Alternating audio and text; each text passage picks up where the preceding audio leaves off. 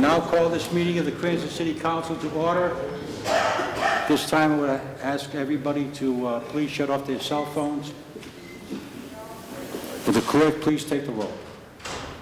Councilman Aquido? Present. Councilman Here. Councilman Here. Councilman Present. Councilman Present. Here. Present. Present. Present. Is there a motion to dispense with the reading of the minutes of the last meeting? So moved. Second. Well, any discussion? Hearing none, clerk, please take the roll.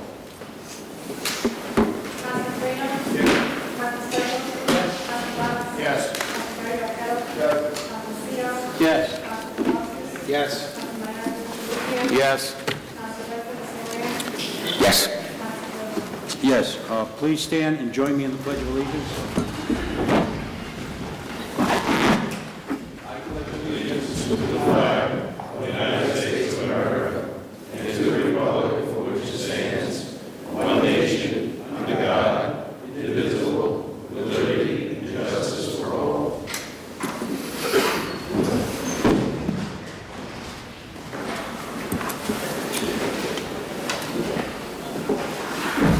Before we start this meeting, I would like to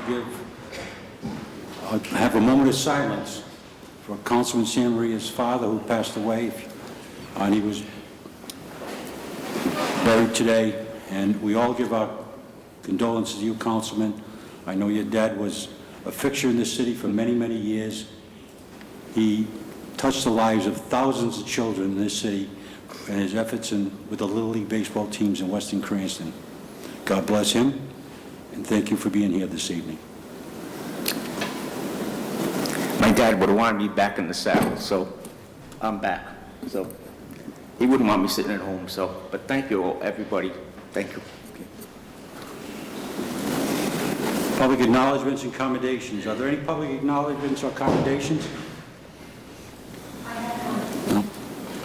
Public hearings. Are any member of the public like to speak on any docketed item? Please limit your speaking to 4 minutes. Council President Lanning, members of the council, John DeBona, attorney representing West Bay LLC, with regard to an ordinance that's before you this evening, Ordinance 1-16-01. It's a zone change ordinance for property located on Situate Avenue in Cranston. It was appeared before the Ordinance Committee at its meeting, made a presentation. I'll be brief. The application before you is an application for the ordinance before you is an ordinance seeking to change the zoning designation of the parcel in question from A20 to B2. If that ordinance is granted, the property that's the subject matter of the ordinance would be added to an abutting parcel owned by my client, which is about 7 acres, and is now the subject of a master plan before the Planning Commission for an apartment complex. In April of 2014, the Planning Commission granted master plan approval for 62 units of apartments there. The addition of this property, if this application and the zone change is granted, would add an additional 10 units, would add a clubhouse, a pool, landscaping, again, would be subject to this ordinance. As I pointed out at the Ordinance Committee meeting, the 2010 Comprehensive Plan, which this council adopted, calls for the property in question to be designated as residence less than 10.89 units per acre. That designation permits a B2 zone, or property being zone B2. B2 zoning designation permits for multifamily, which this apartment complex would be. So this is in conformance with the comprehensive, the land use part of the comprehensive plan that this commission, this council adopted.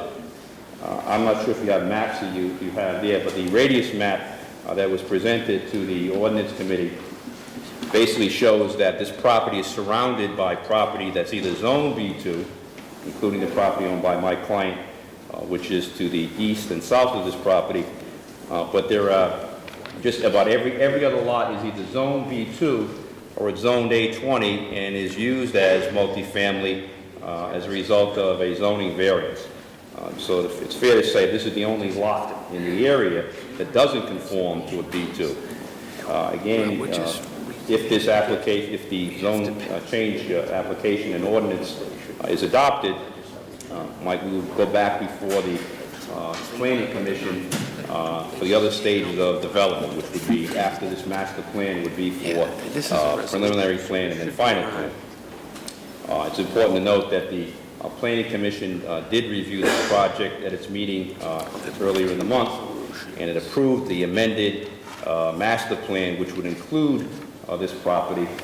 It also made a recommendation to the ordinance committee and this council, unanimously recommending that the council adopt this ordinance, again finding that it was in conformance with the comprehensive plan and it would conform with the area. I wanted to be brief. If you have any questions now or at the time that the council addresses these ordinance, I'd be happy to answer them. Kelly Coates is here, Capianato. We have renderings. If there are any other questions, I know we went through this before the ordinance committee, but at the time that you consider the ordinance, we'd be happy to answer any other questions, and we're asking that the council adopt this ordinance. Thank you.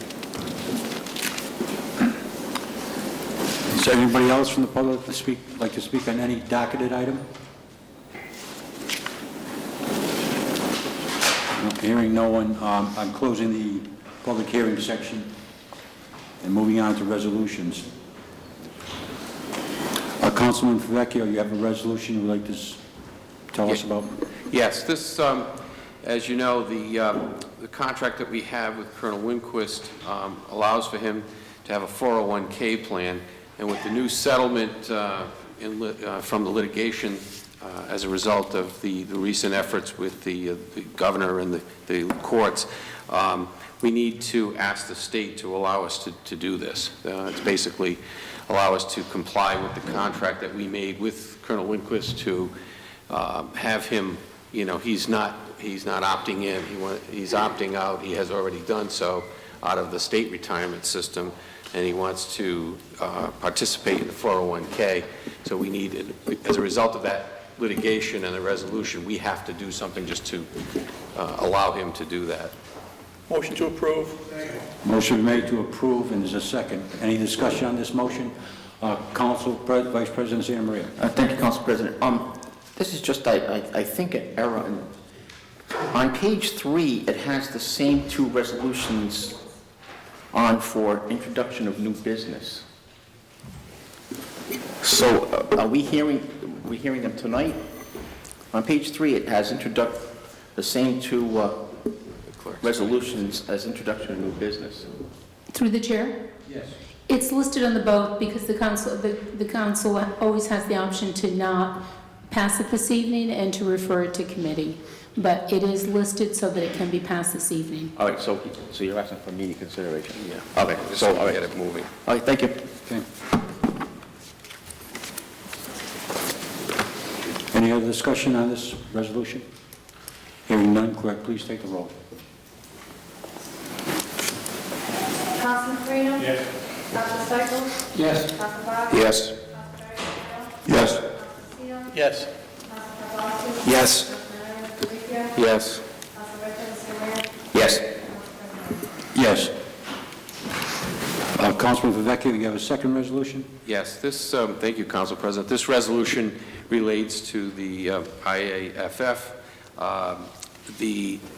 As you know, we've made a move to allow, on a voluntary basis, newly hired civilian employees, the fire department, to opt into a 401k type program for pension benefits.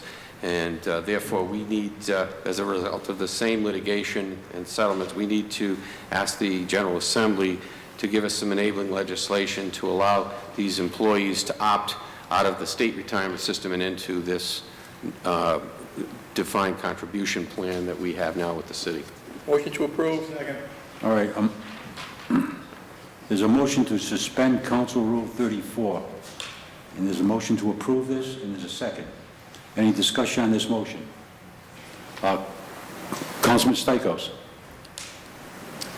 Yes, is there any reason this shouldn't go to committee first?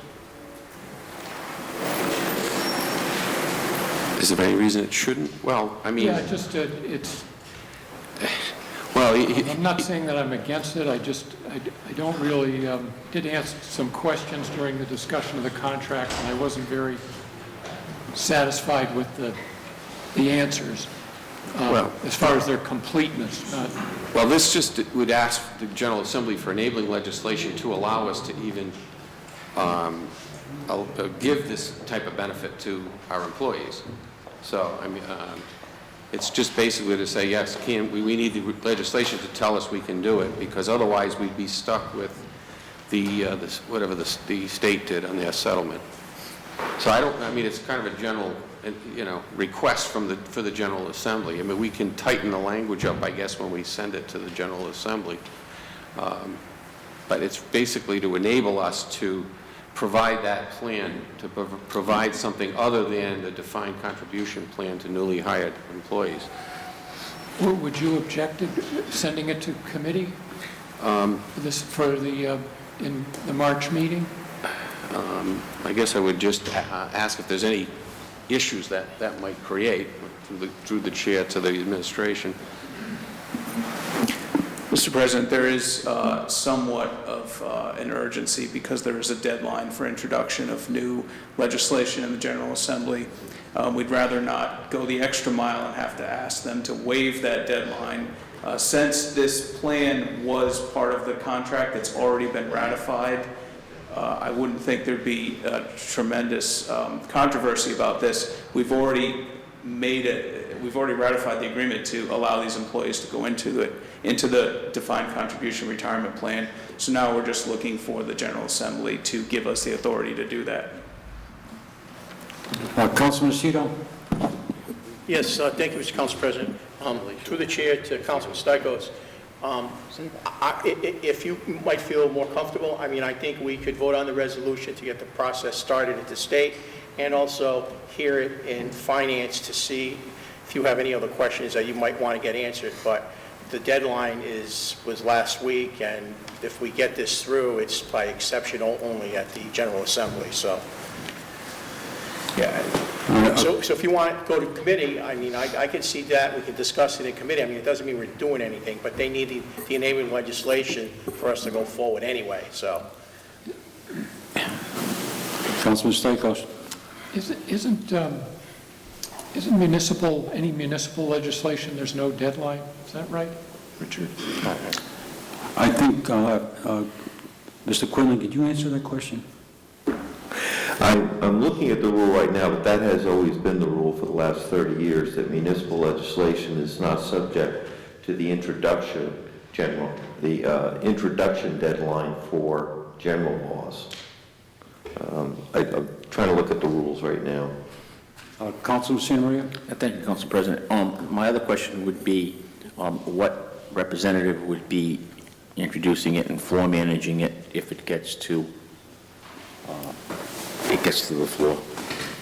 Well, I'm not sure if... Do we have sponsors set up there? If there's an... I would assume the administration may have set up a sponsor. I don't think this is something that's a big issue, except that I don't know, we may be in non-compliance not only with the contract, but with the settlement of that lawsuit. So I don't know if there's any deadlines that we're facing there. Councilman Santa Maria? Just remember that you still have to have a sponsor to manage it on the floor. So, like we do with other ones, we have the Cranston delegation, or we give it to one specific rep. So, I would hope that the administration would have that at least working on it. Thank you. Any other questions? Councilman Botts? Thank you, Council President.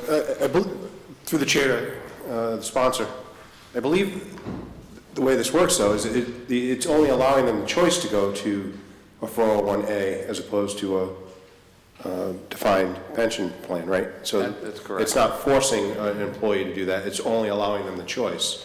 So I'm not sure what the problem is. I mean, it's already in the contract. We're not forcing anything on there. It's just enabling legislation to give an employee an option of doing that. So, again, I don't know what further study we need on that, other than we've always said that it's best to get them out of the pension plan and into something that's Fine. that's managed by them, and it saves city money. So again, I'm having trouble understanding why this would be a bad option. My other question, if I may, Council President, to the administration, is who handled, we had pension attorneys handling this for us, did we not, Mr. Coop? And was there a deadline date or something with regard to setting this up? The deadline really is, we don't want to wait another month to then go to our sponsor and ask it to be introduced, because one of our solicitors, Mr. O'Neill, has informed me they extended the deadline for a week. However, we don't want to go back a month later and say, we missed the deadline by a month, please try to get this in. So the urgency is that the session is moving on, the session is proceeding forward, and we want to get in front of this and not be trying to play catch-up. Councilman Stichels. I'll go along with Councilman Acito's suggestion. I do think that the arguments to do this now are pretty weak. The municipal legislation can be introduced after the deadline. That's an established rule with the legislature. And the contract doesn't start until July 1st. But it is also correct that the council ratified this agreement. So I won't object. And if we could get it on the Finance Committee agenda, and what the question for the administration I'm interested in is if they have any idea if existing employees will be taking advantage of this choice. Councilman Farina.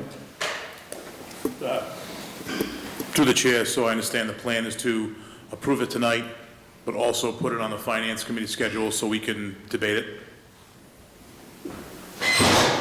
Is that the case to the Council President? Yeah, that sounds like more of the will Well, I of... wouldn't use the word debate.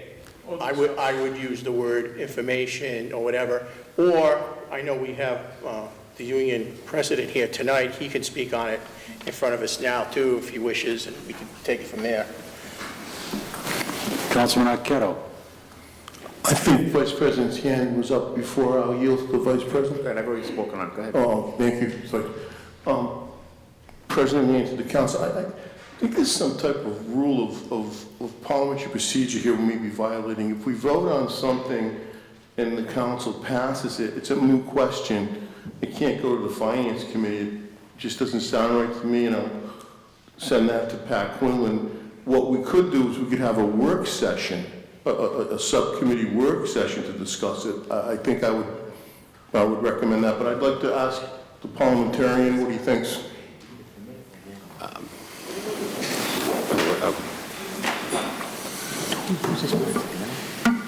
He said, by our response. Probably Nick. Maybe they took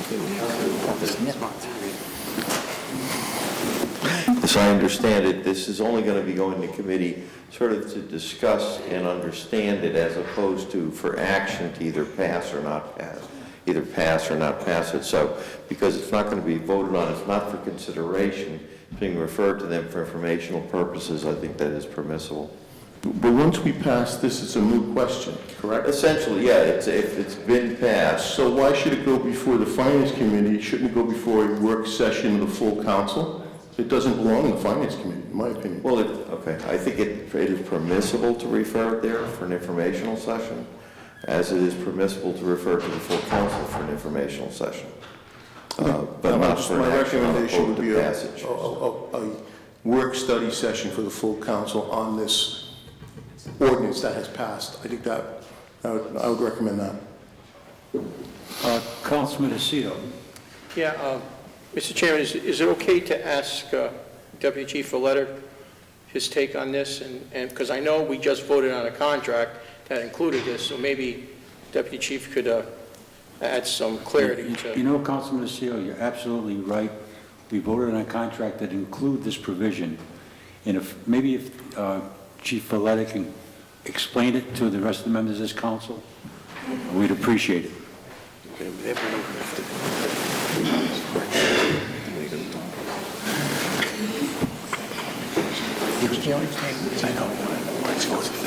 I agree, Council President. This was part of, this has already been vetted.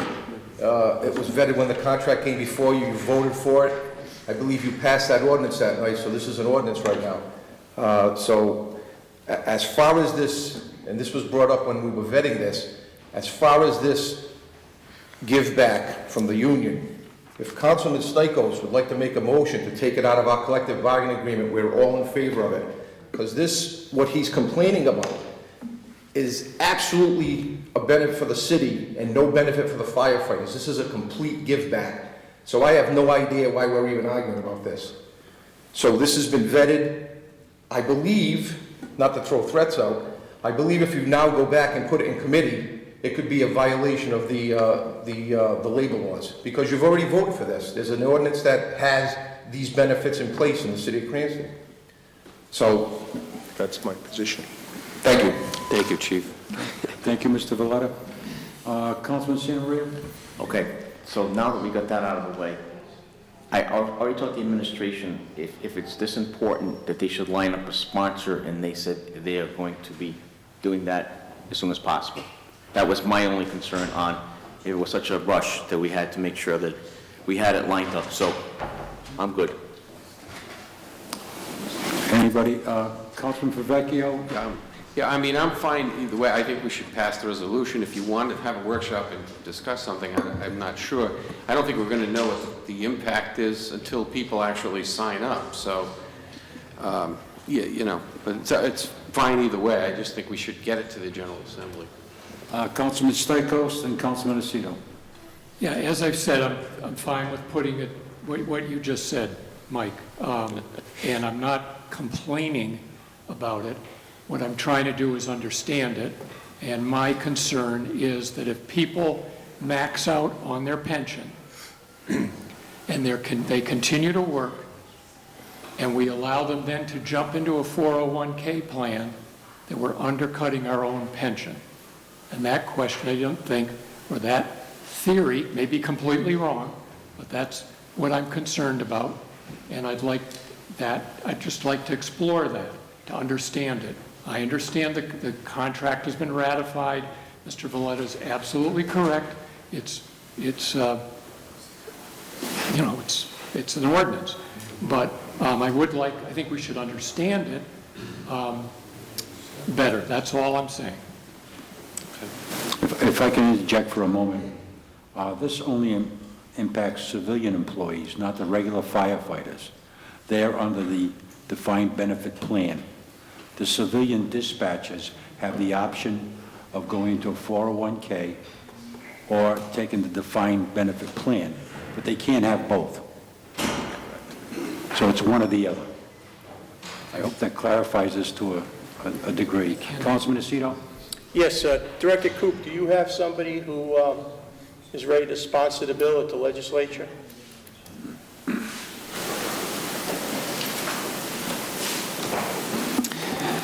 Councilman, we do. I don't know who it is off the top of my head. I wasn't involved with that part of the, we have an outside counsel that does draft this, and they have someone lined up to do it. I just don't know who it is off the top of my head. I'll be happy to find out and let you know. But yes, it is ready to go.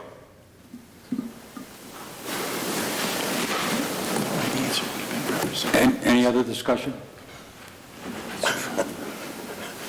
Did you have your hand up, Councilman Aceto? No, I'm all set. Thank you. Hearing no other discussion, clerk, please take the roll. Councilman Corino? Yes. Councilman Stichels? Yes. Councilman Vazquez? Yes. Yes. Yes. Yes. Yes. Yes. Yes. It passes unanimously. Are there any other resolutions? Through the chair, Yes. for clarification, will this be on the finance agenda for discussion and informational purposes or not? In an abundance of caution, we'll put it out as informational purposes on the finance agenda. Thank you. Next, report of committees. Public Works Committee. Chairman Aquido. Thank you, Mr. Council President. This matter came up at the February Public Works meeting, and the committee voted to approve the resolution. Motion been made, is there a second? Second. Motion made and second. Any discussion on the motion? Councilman Stichels. This is in my ward, and the gentleman who owns the property adjacent to this abandonment is here. If anybody has any questions, I think it's perfectly fine. It addresses one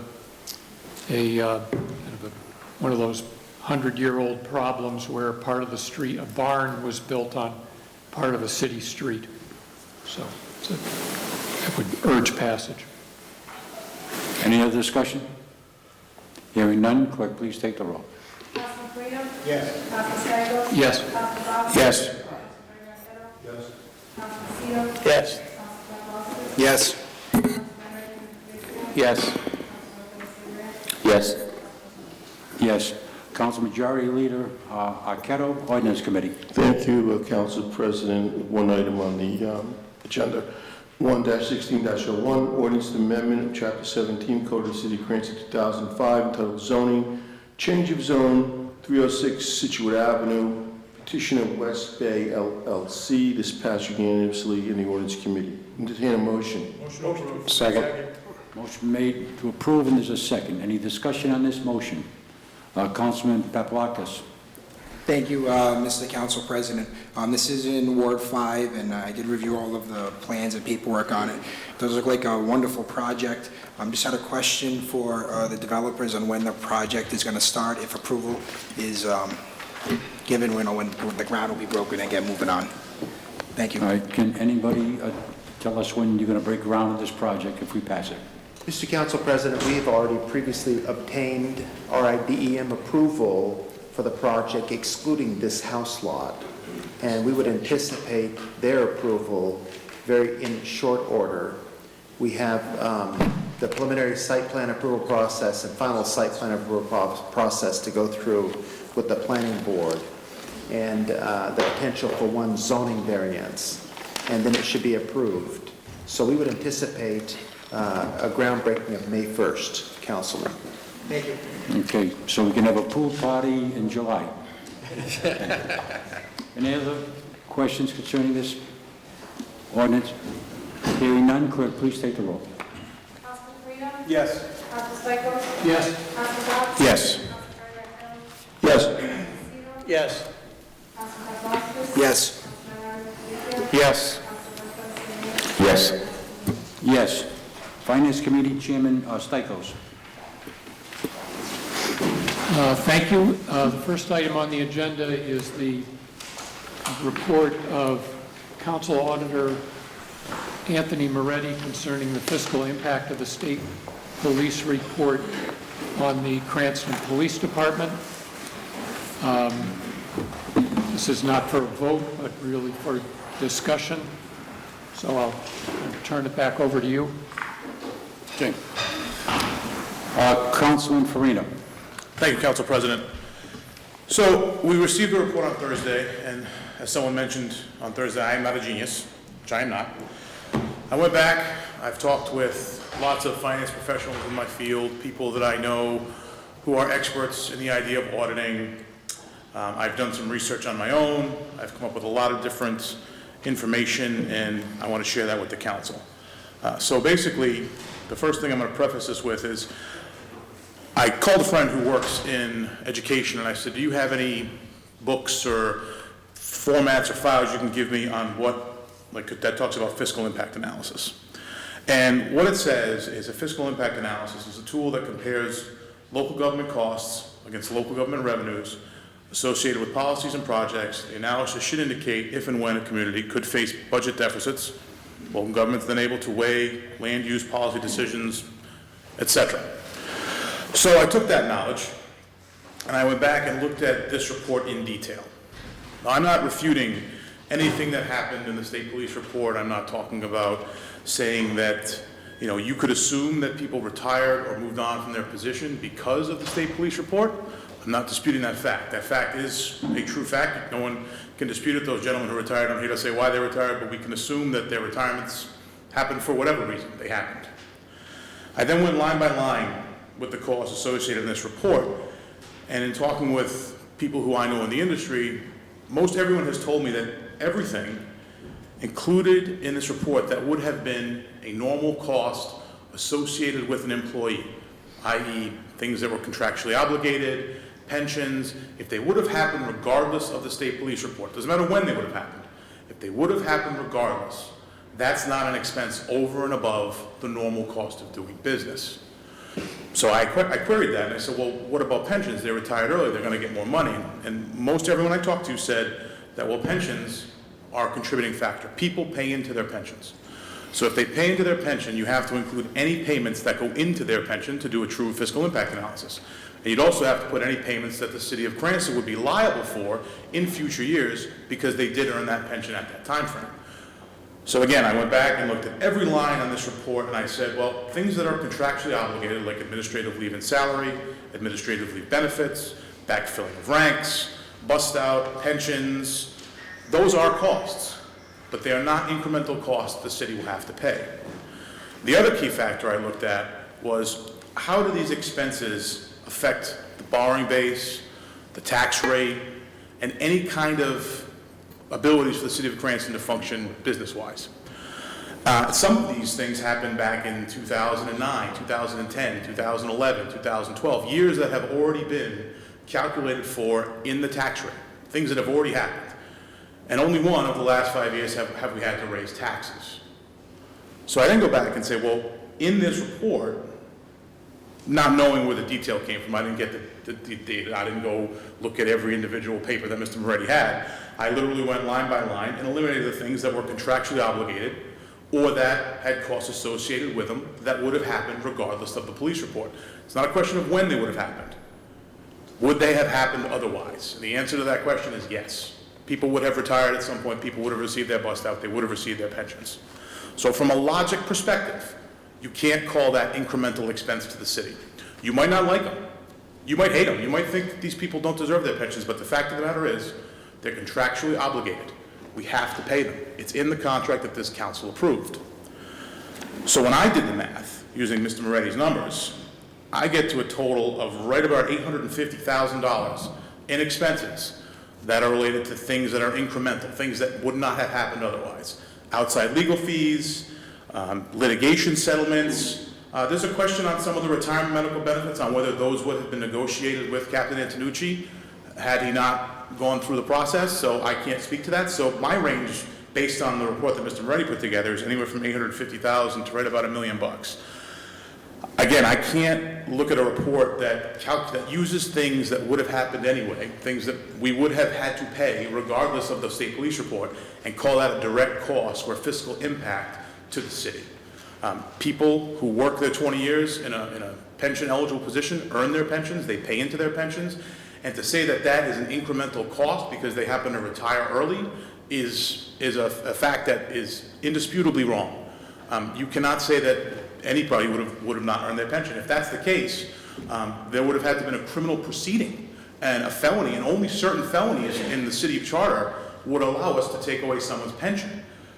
So to sit there and say that pensions that they would have received are incremental is a flawed fact. Now, I'm not disputing that some of these expenses are real. They are. But to say that the city is on the hook for $5 to $8 million is a bold-faced lie. There are costs associated with this report, but pensions for officers who happen to retire because of the report or in coordination with the report is not a real expense that you could say is incremental. And that is not my opinion. That is financial fact. Anything that would have caused a tax increase, anything that would have hurt the run rate of this city, that is what you count. And people might not like these expenses. People might not like the fact that they receive their pensions, but not liking them does not give us the right not to pay them. Factually, that's the way it is. So I'm sorry for any citizens of Cranston who feel that people shouldn't have gotten what they paid into. I really, my heart is with you. But as a councilman and as a financial executive, I have to say that these numbers are completely flawed. And the person who said I wasn't a genius was right, because I thought on Thursday that it was anywhere from 2 to 3 million. I never realized it was 850,000 and 1.1 million. So I thank that person for allowing me to go back and question my work and look at different things and analyze my result and really put forth an analysis that could be true. So thank you. Mr. Farina, Yes. what's your current position in your employment? Director of Category Management Strategy for a Fortune 50 company, and I manage a P&L of over $1.1 billion with expenses, revenues, headcount, offsets, and I manage a staff of 225 people. Gee, I was hoping for a shorter. I'm proud of what I do, sir. All right. Now, you mentioned that you call this an audit. Do you still call this an audit?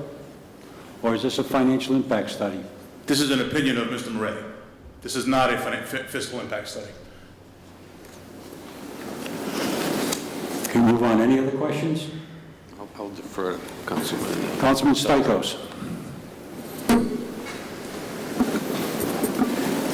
I think it's pretty low to use the word lie. I think we have disagreements here on the council, but when you start accusing people of lying, that's a pretty big step. And do you have any, Mr. Moretti has handed out his report with all the detail. Do you have any detailed report to hand to us? Because even if you take out the pension, it certainly doesn't knock the number down to 800,000. As I stated, I removed any cost that would have been basically outside of the norm of doing business. Administrative salary, leave salary, longevity, administrative leave benefits, backfilling of ranks, those are what happens when people retire. That's the truth. I can't dispute the contract that this council Do you approved. think it's normal for somebody to be on leave for 2 years? They have that right under their contract. I mean, I'm not going to dispute facts with you, sir. I think that I'm going by fiscal calculations based on a contract, not something that is my feeling or gut or want. I am telling you the facts based as I understand them from consulting with finance professionals and executives in finance, something that Mr. Moretti did not do. First of all, Mr. Moretti, I think, said that he did talk to other people, and we don't have, it's very easy for you to throw out a number, but we don't have anything to look at from you other than, I took this out, I took that out. So I think Mr. Moretti's report is very clear exactly what it states, what assumptions he made, and I think the numbers hold up quite well. I would have one comment on it, which is that, which goes to the medical benefits, and Mr. Palumbo was allowed to retire. I happen to think he should have been fired, and if he that's not an assumption that was made in Mr. Moretti's report, but if Mr. Palumbo was fired, and there certainly was grounds based on the state police report for firing him numerous times, then he wouldn't be eligible for medical benefits until he's 65. He wouldn't have been eligible for severance costs. So I think you can argue this, gee, I think we should have counted this number, we shouldn't have counted that number.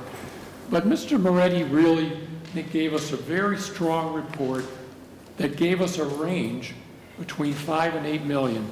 And that holds up. People don't go up on administrative leave for 2 years like Mr. Padalano did, not because he wanted to, but because Mr. Palumbo put him out there. And we didn't get any work out of Mr. Padalano for 2 years.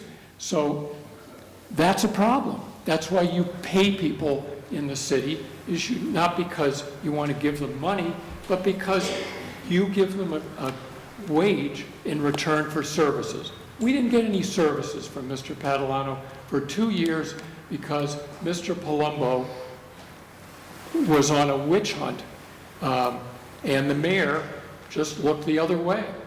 So I think if you want to say that this is a much lower number, you need to give us your math and not just calling the report a lie and saying you talked to all these people, but we don't have anything to look at. And Mr. Moretti gave us exactly what he did so that it can be discussed, reviewed, criticized, but we don't have that from your analysis. As a follow-up to his statement, sir? Councilman Boggs. Thank you, Council President.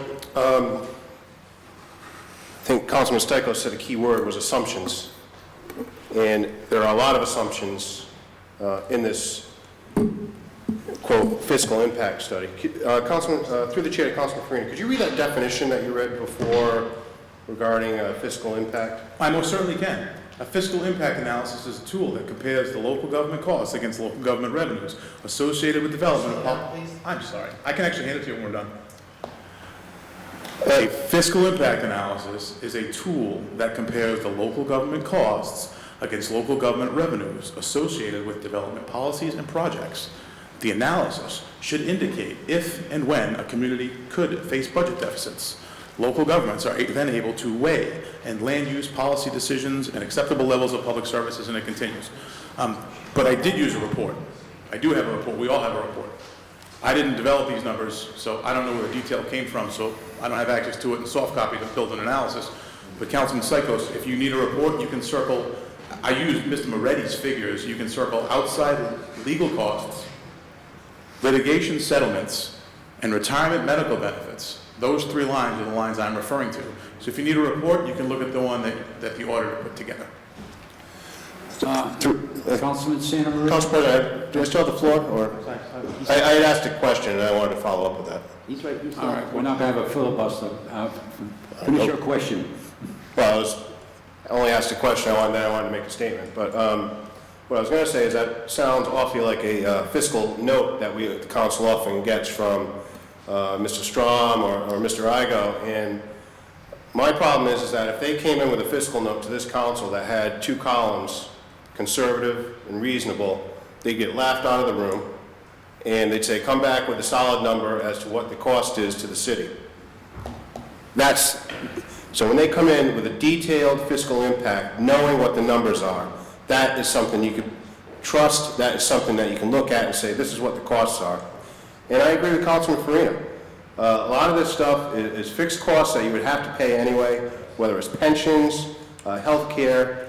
Now, again, as I said the other night, there are costs associated with this that I don't agree with, and anything above and beyond what was normal in whatever it's legal fees or whatever else is too much paid by the city. But to say that it's a 5 and a conservative and 7 million and a reasonable is just way beyond believable. And attributing these costs, pension costs and whatever else, again, and I mentioned it the other night, an average tenure of a police chief in this city is about 3 to 4 years. And when you're pegging a chief serving for 9 or 10 years as an assumption, I think is way beyond a valid assumption. And this document, really, if I could make a motion to file this under garbage, I would, but I can't, so, because there's no vote scheduled tonight. Thank you. Councilman Santa Maria? Thank you, Council President. Council President, may I ask the auditor a question? Sure. After the report came out, the police report, Council President asked for this report 6 months. It must have been 6 months ago. What took so long? Can you tell me what took so long? 2 things. The diligence that was paid to producing a document with an incredible amount of research, thought, and the second reason is because I did not have the administration's disposal as readily as much could have been done. It probably could have been wrapped up in 2 months.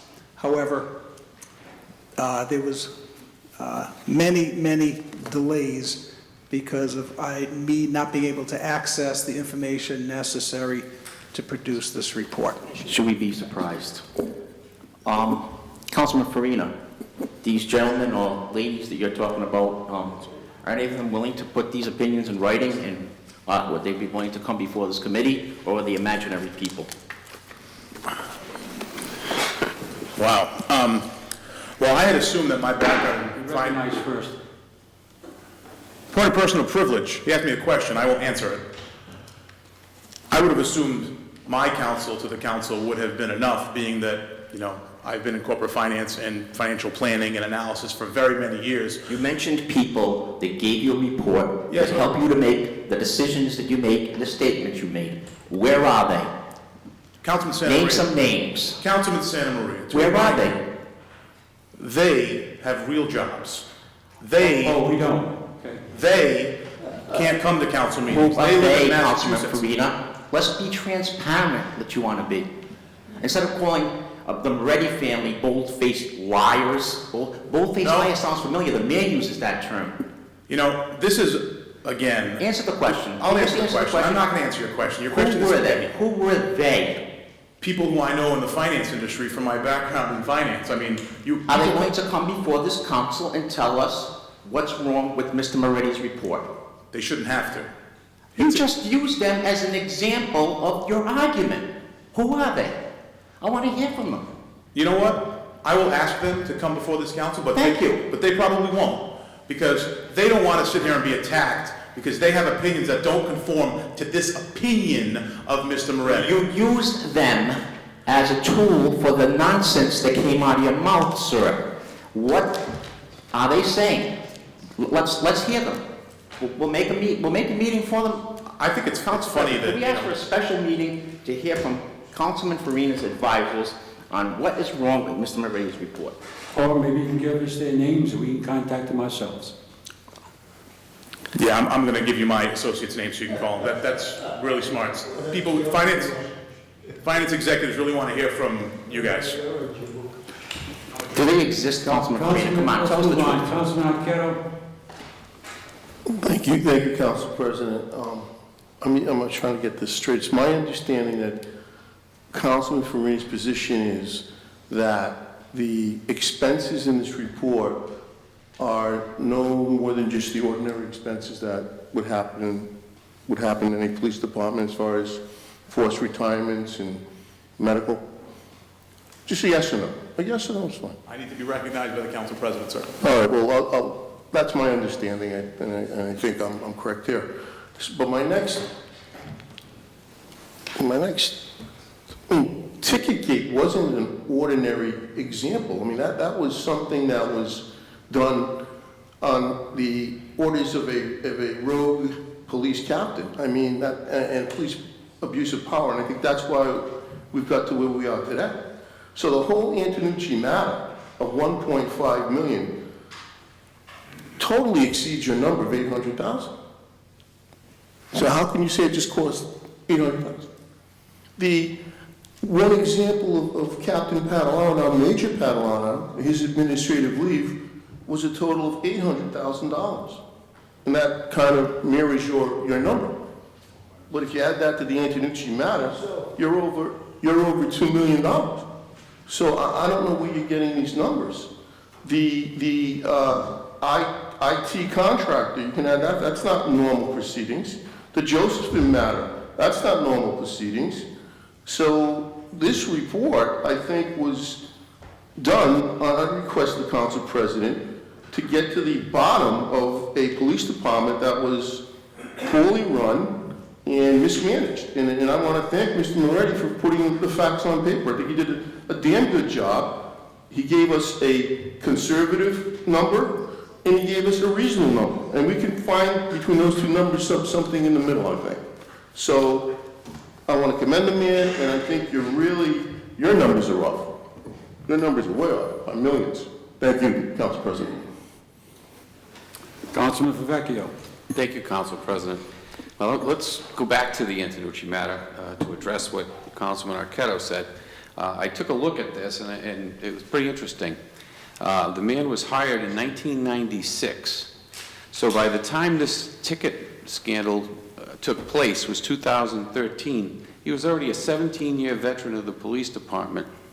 He was fully vested in his pension. He paid into it for 17 years, and the city had paid into it for 17 years. So there's nothing you were going to do to deny him a pension. And I guess, and he was already the president of the union at the time, I believe. Okay. So the argument, I guess, or the methodology of even considering this case is that If he wasn't promoted by the administration, he may not have done a foolish thing and ticketed automobiles. I mean, just the premise that you're using to even include this, I have a lot of problems with. He was already there. I mean, the fact, I don't know how you anticipate whether someone's going to do something foolish on the job. I think that's part of the problem with even adding this in.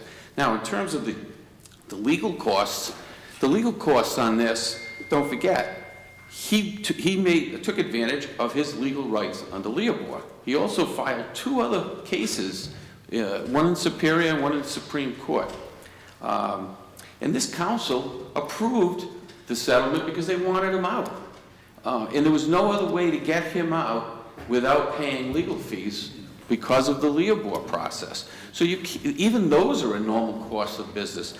If this council didn't want to pay anything on this, they could have either brought him back and said, come on back, or you could have fought it forever. But we all know what the problem with fighting it was, that he would probably have been able to drag this out till well past, about a month and a half away, and then he could have very simply retired and the whole case disappears and we keep spending legal fees on that case. So we all knew those dangers and everyone wanted that result, especially Councilman Arquetto, yourself, and Councilman Stikos wanted some severe discipline.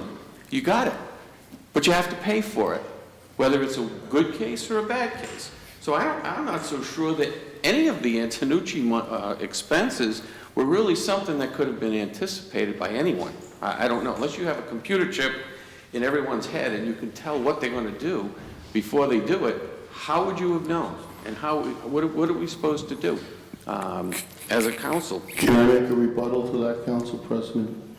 My name was mentioned. Can I make a rebuttal? Okay, I'll recognize you.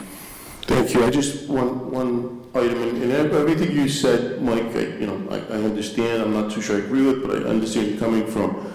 But I think you misrepresented some facts. Lieutenant Antonucci was a probationary captain. He was a probationary captain when he decided to order ticket gate. At the discretion of the chief of safety in the city, the mayor had a discretion to demote him in a heartbeat. That was never done. He retained the rank of captain, and he'll retire with the pension and salary of a Cranston police captain, when he should have been stripped of his rank as lieutenant because he violated his probationary period. And that's the only thing you didn't mention. I'm finished. Thank you, Council President. Councilman Cito. Yeah, Council President, I'm a little bit confused. Did this council at any time vote for a settlement for the captain? Or was it an agreement between the mayor and not negotiated, and maybe we were given some details, but this council never voted on a settlement? Is that not correct? Or can somebody answer that for me? I think we did. It's correct. This So it council was a deal never voted negotiated by to the give. mayor? This council never voted to the settlement. The settlement you. was made between Mayor Fung and Mr. Antonucci. This council had no part in that settlement. The only thing this council will be voting on April 14th or 15th, I believe, is on the settlement agreement to allow Mr. Antonucci to retire. And even that, Mr. Council President, if I may, he's part of the state system. And he's in the state system, and really have... He doesn't even need our vote. You're absolutely correct. He doesn't even need our vote. We could all vote no, and he'd still get his pension. That's exactly. Mr. Box. Councilman Box. Thank you, Council President. Through the chair to the administration. It's my understanding, if I recall correctly, the contract between the city and the state police, when the mayor called in the state police to the city, was there any type of agreement on what would be paid to the state police from the city?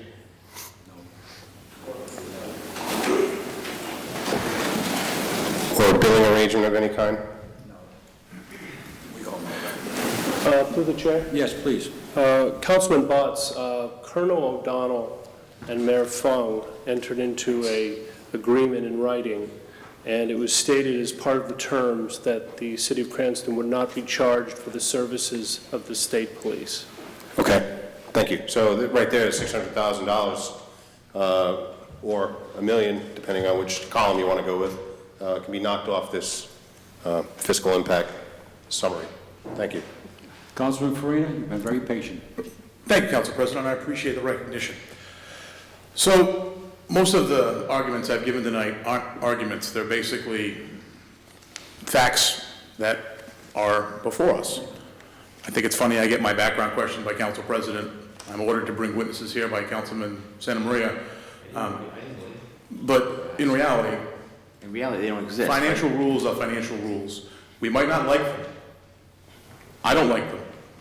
But if we have a contract that says we have to pay someone a pension if they've earned it, we have a contract that says we have to backfill heads if they retire, and they chose to retire, there's not much we can do as a body. We can't call those incremental expenses. We may want to, that may be the opinion, but that's not the truth. Go ahead, I'll let you guys go. Councilman Papalakis, you haven't spoken in a while. Thank you, Mr. Council President. My issue with this report is it doesn't reflect checks that have been written from Director of Finance or Bob Strom has written. It might reflect some things, but not all things. I mean, there's a lot of assumptions that I see that were made in here. I think Councilman Stakos used the word assumptions, so that, that bothers me that we don't see exactly what it costs. So this is such a big range, and I think Auditor Moretti, you said during the last meeting that it could be anywhere from $2 to $12 million, and this says 5 to 8, so I don't know. So that's my problem with this whole thing, is I just can't see exactly what the amount is. So, thank you. Councilman Aceto. Yes, through the chair. Councilman Bartz, I just respectfully have to disagree with you on the $600,000, and this is why. Whether the state police were here, they were focusing $600,000 worth of services to the city of Cranston. Not only did Cranston taxpayers get hurt, but now you're looking at state taxpayers. They could have been doing something else, but no, they were here.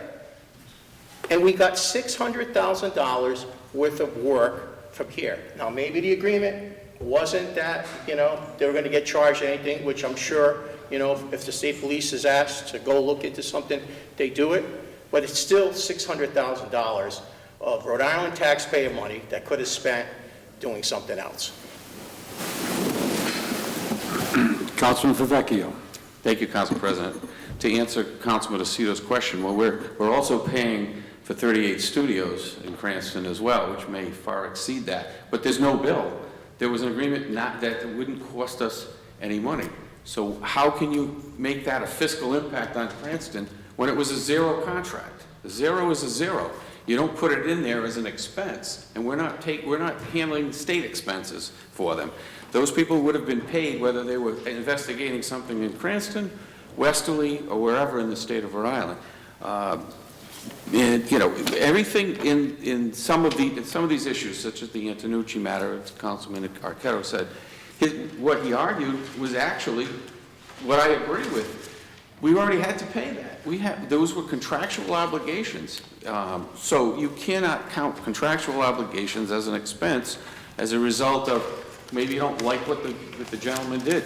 But the laws say that we can't stop people from earning a pension, even if you can commit murder and still collect a pension. As long as you don't steal from the city, you're going to collect your pension, pretty much. That's the bottom line. So I don't know what the biggest problem is the premise that all these items should be included. None of them, some of them are totally unliquidated. There's no question. We have no idea what they will cost, if anything. So I don't know. We should have had a discussion as to what Mr. Moretti was going to put into this report before he spent 2 or 3 months doing it. Councilman Aceto. Through the chair, Councilman Baker, can you tell me what a contract is? Can I tell you what a contract is? I know what a contract is. All right, so a contract is two people go into agreement, we're paying for services. So we're paying for people to be police officers in the city. And yet, we've had two situations where we're paying two people who are under contract, perform duties, to stay at home. So what are you referring to? Well, I'm referring to Major Padalano being asked to stay home for 2 years, and the current captain not doing anything for 2 years. That's 4 years of a contract in which, who's getting the benefit here? Not the city.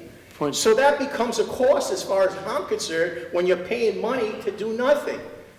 May I just ask, as a point of information, who are you talking about? Who's? I'm talking I know- about the administrative leave for the major, and I'm Major talking who? Padalano, and I'm talking about the 2 years that Captain Antonucci hasn't done anything now. April 16th, it'll be 2 years.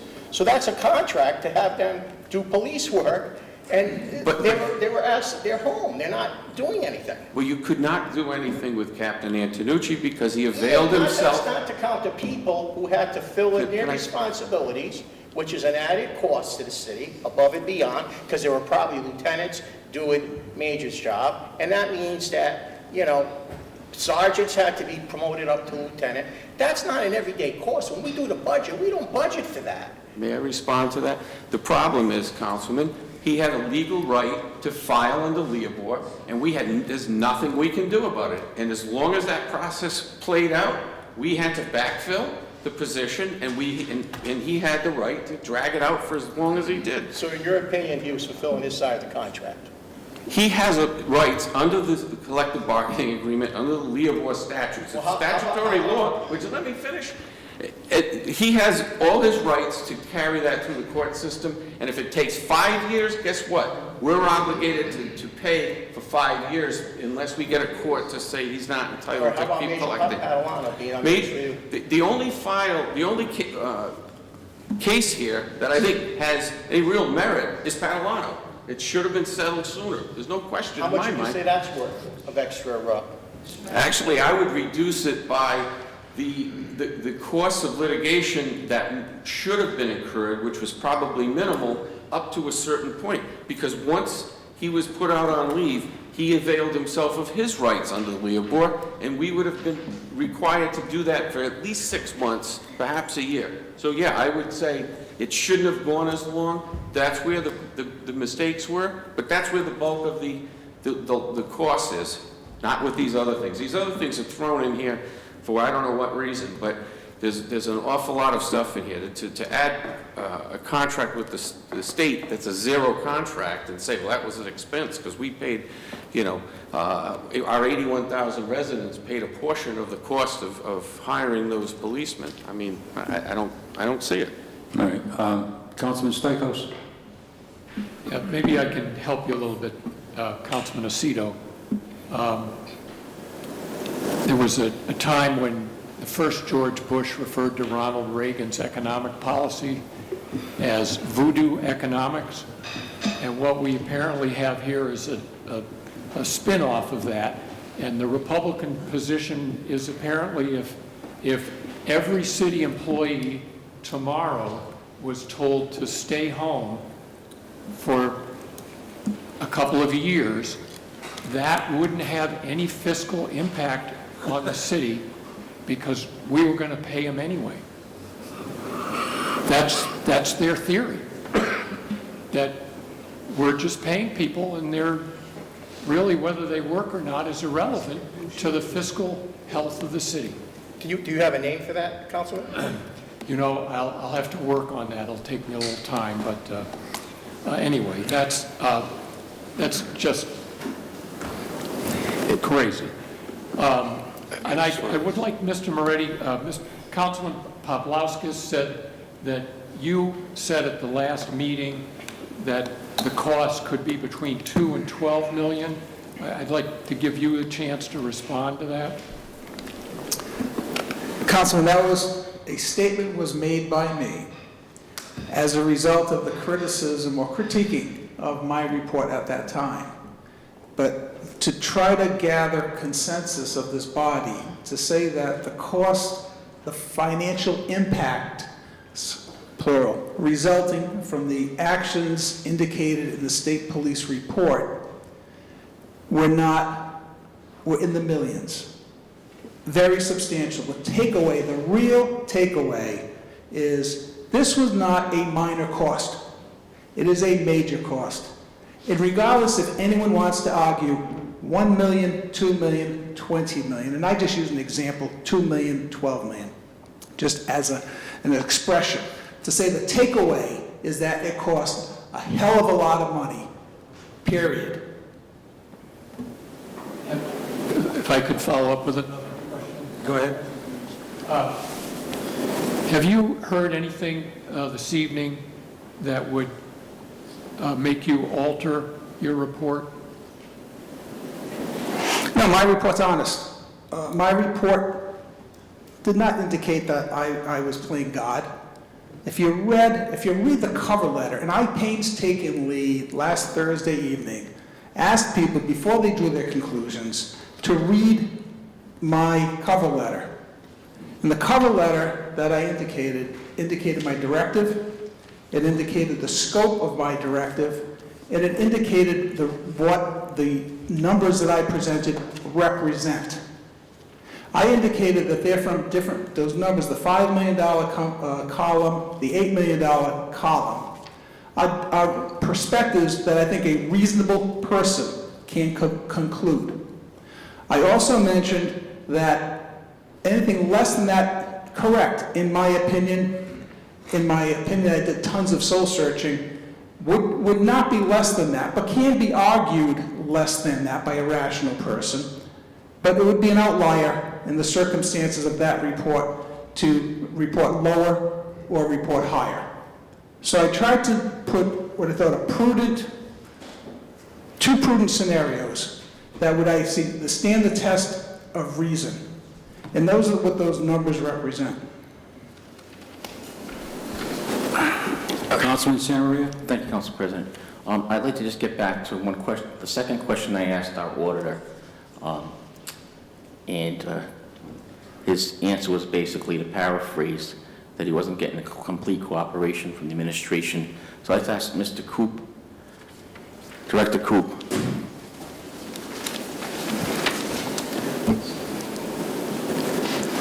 I did ask him the time frame being 6 months, and he said that he wasn't getting forthcoming information from the administration. Why wasn't it given to him in a timely manner?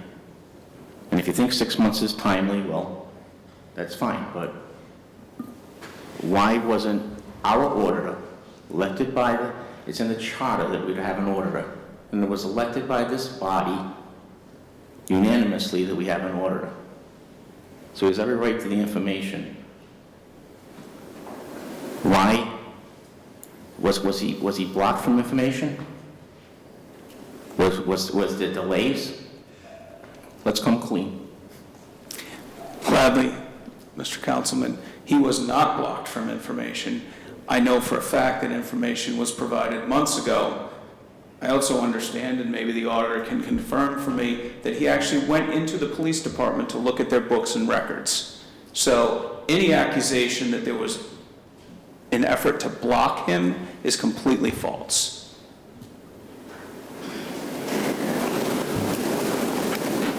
Another question. Councilman Favecchio.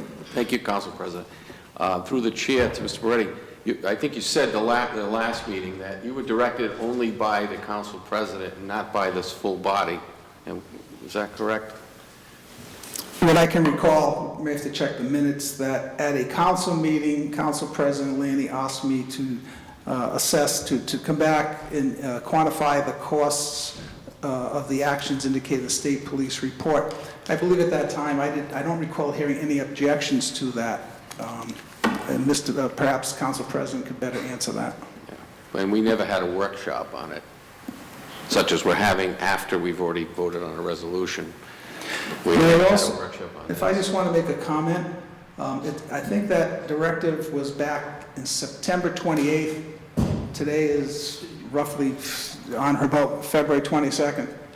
I never prevented anyone from approaching me to just discuss the topic, not trying to influence me, of course, but to just discuss the topic. Not one person came forward. Just want to factually put that out there. Councilman Arquette.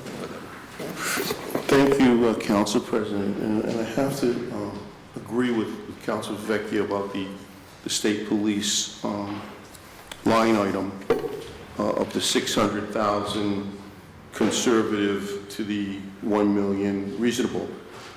So even if you deduct that number, those numbers, the 600,000 from the 5 million, you're still 4.5 million on the conservative end, correct? No. And even if you deduct $1 million from the 7.8, you're still at 6.8 million for cost. I'm disputing everything except a couple of items. Okay, but I just wanted to mention that. So What I'd also like to mention is, if we do have a chief executive who's concerned about the average Cranston taxpayer, and he's looking out for their well-being and their pocketbook, then I would have to say Councilman Stichels was absolutely right when he had the choice to fire Chief Palumbo. He did not fire Chief Palumbo to save taxpayer money. He allowed him to stay on administrative leave and then retire with full pension and benefits. He had the option immediately to demote probationary Captain Antonucci to lieutenant after the ticket gate fiasco. He did nothing but protect him for over a year and a half and had a backroom deal without the sanction of this council, an agreement, backroom deal to protect his 20-year pension, and we'll be paying him till April. So each time the mayor says he's in the best interest of the Cranston taxpayer, it seems like he makes every decision to just throw more money away.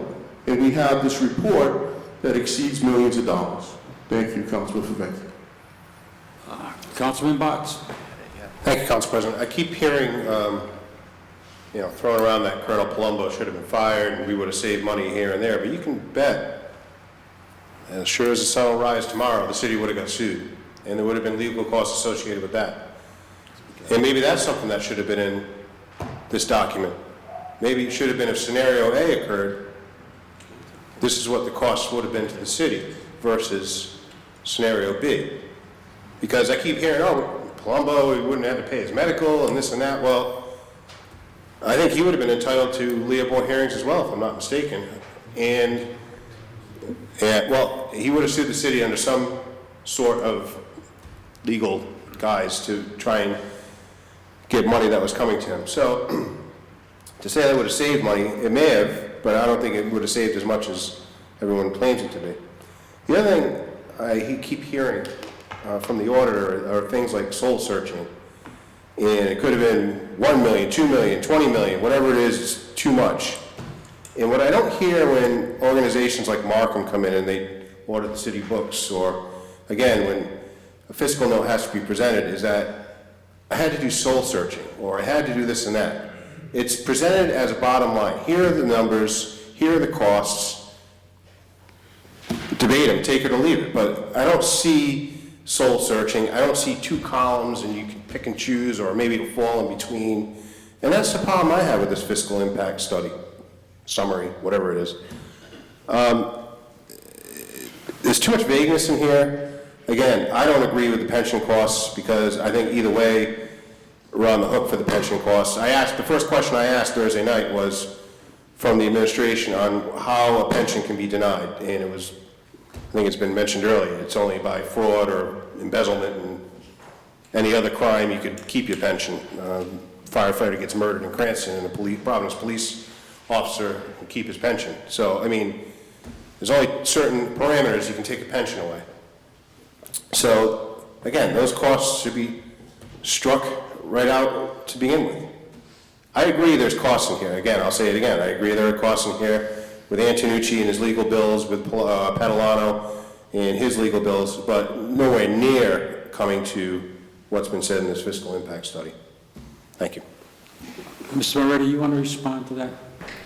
Just as a point of, to technically understand my undertaking versus that of a Markham.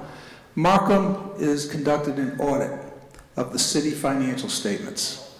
What it is, they're expressing an audit opinion, which is a standard opinion, if you will, unless there's qualification. So it's an expression on the city's financial statements. This is a compilation that I prepared.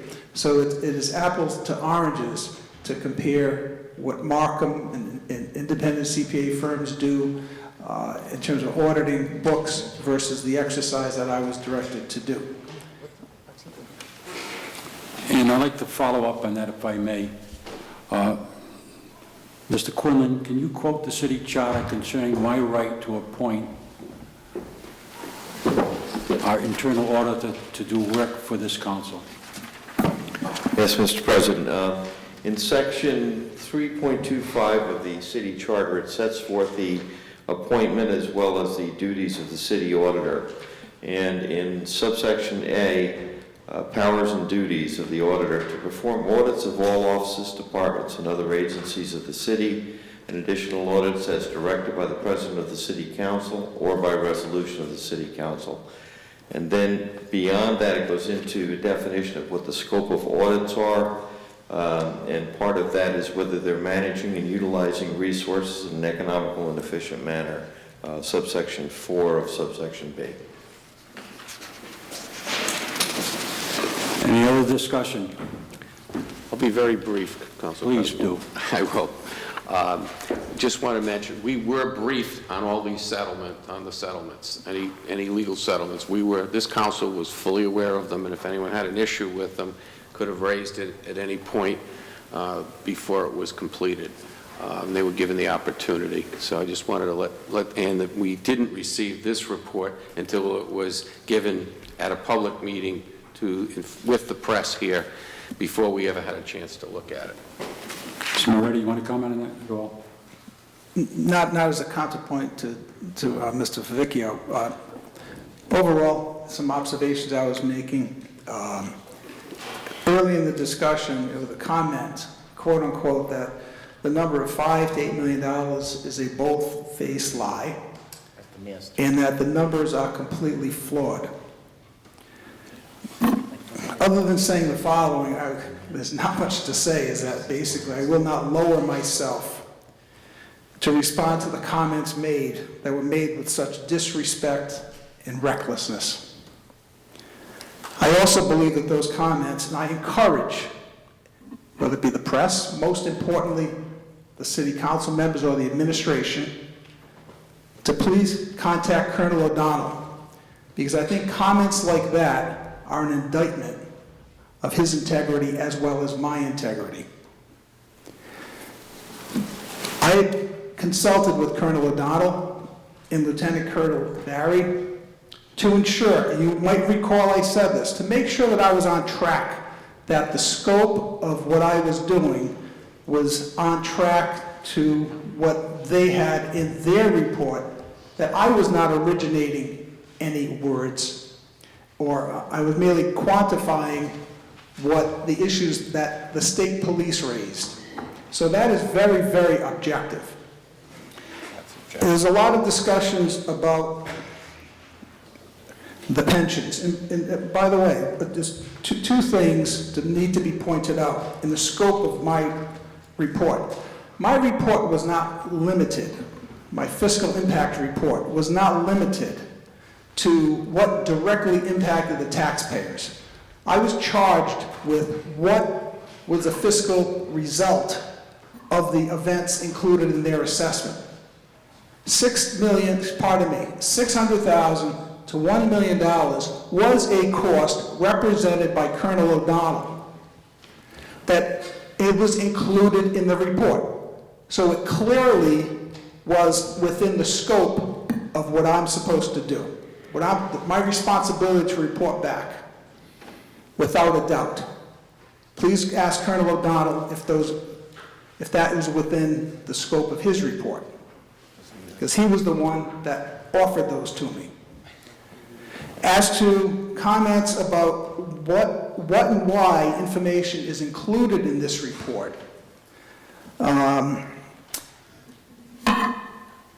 particularly on the issues of early retirements, to say people are entitled to their retirements. I 100% with what agree with what everyone said, that all these people were entitled to their retirements. I think it'd be pretty ridiculous to think they weren't legally entitled to their retirements. But I have to read you why I felt and I quantified these early retirements with so-called early retirements, because of the events that were indicated in the state police report. And that's what I was charged with doing, not to say that to have a legal opinion whether their retirement costs, whether they were legally entitled or not. In some examples, I think it's really necessary to understand why some of these, I won't enumerate all of them, I tried referencing those in my report, but I think I have to be a bit more specific so that people can understand a little better as to why these topics are included in the report. So I need to take a few excerpts out of the state police report to help illustrate why I quantified some of these early retirements or other actions. In one example, there was a retired captain. I'm going to just take some excerpts. It's all in the report, and there's much more to it than just this. But basically, this Captain X had not sought the disability pension and filed a grievance saying that it had been rushed through for some reason, which he said was very suspicious. If you read on, it was clear in this report explicitly said that Mayor Fung put through a request for his retirement despite what was just mentioned. So the reason, the rationale, or what I deem to be a reasonable conclusion why some of those costs in this example were there, because that seemed a bit extraordinary, that this person got his entitled retirement a bit sooner than possibly this person was looking for. In another example, and this is not, I'm not looking to point out Mayor Fung or anyone else in the administration, Colonel Palumbo. I'm merely reciting my rationale for putting those numbers in here. In the case of, be consistent, another police captain, just bear with me. It said that this major resigned from the Cranston Police Department on such and such a day after 26 years within the department, following an internal investigation into allegations of wrongdoing involving a computer company. From the state police report, I continue in a different section. At the conclusion of our review, we discussed the findings of the investigation with this major and advised him that the investigation would be further reviewed for criminal wrongdoing, as well as internal violations of the Cranston rules and regulations. On Friday, May 16th, Captain Barry accepted this individual's letter of intent to retire from the Cranston Police Department 3 days later. Because that to me seemed a bit extraordinary, that this person would have not have just retired 2 or 3 days later, that's why it's here. If my judgment is wrong by putting that in there, then I accept your criticism. Or another example.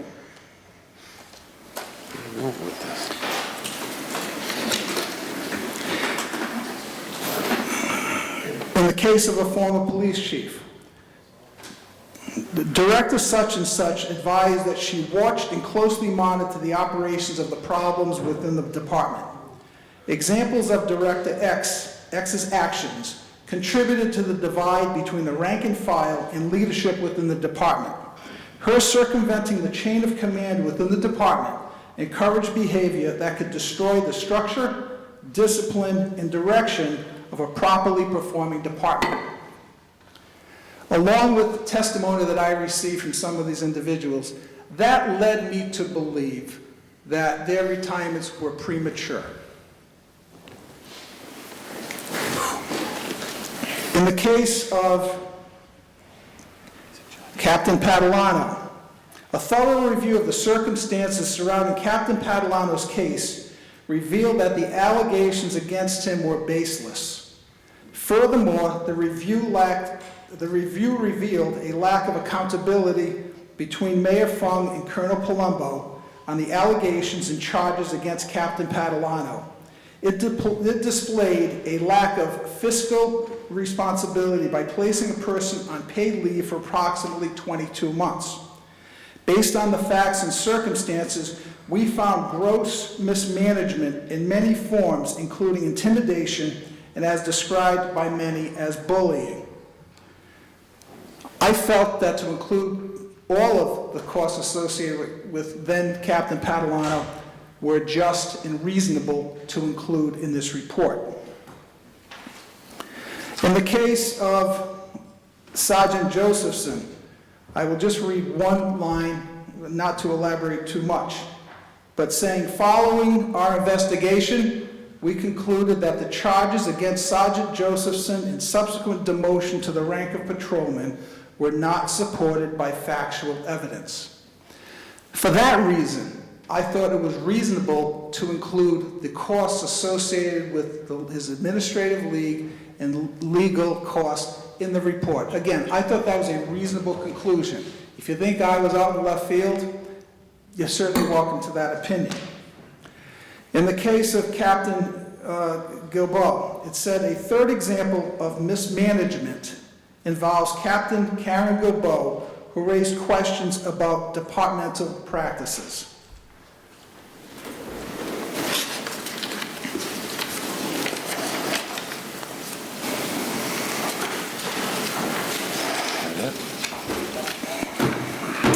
And in the case of an information technology contractor, the such and such investigation provides further details of mismanagement and intimidation within the leadership of the Cranston Police Department. It also displays the lack of accountability and lack of supervision by Mayor Fung over Colonel Palumbo. It is unconscionable that an independent investigation did not ensue after the citizen had contacted the mayor and his director of administration to express his fear about the threatening behavior of Colonel Palumbo. In response, the mayor directed Colonel Palumbo to look into these allegations. It defies logic to assign this investigation to the person who is being accused. Based on Mayor Fung's own admission, he never followed up with Colonel Palumbo on this matter. For that reason, I included the IT person. I could go on and on and on.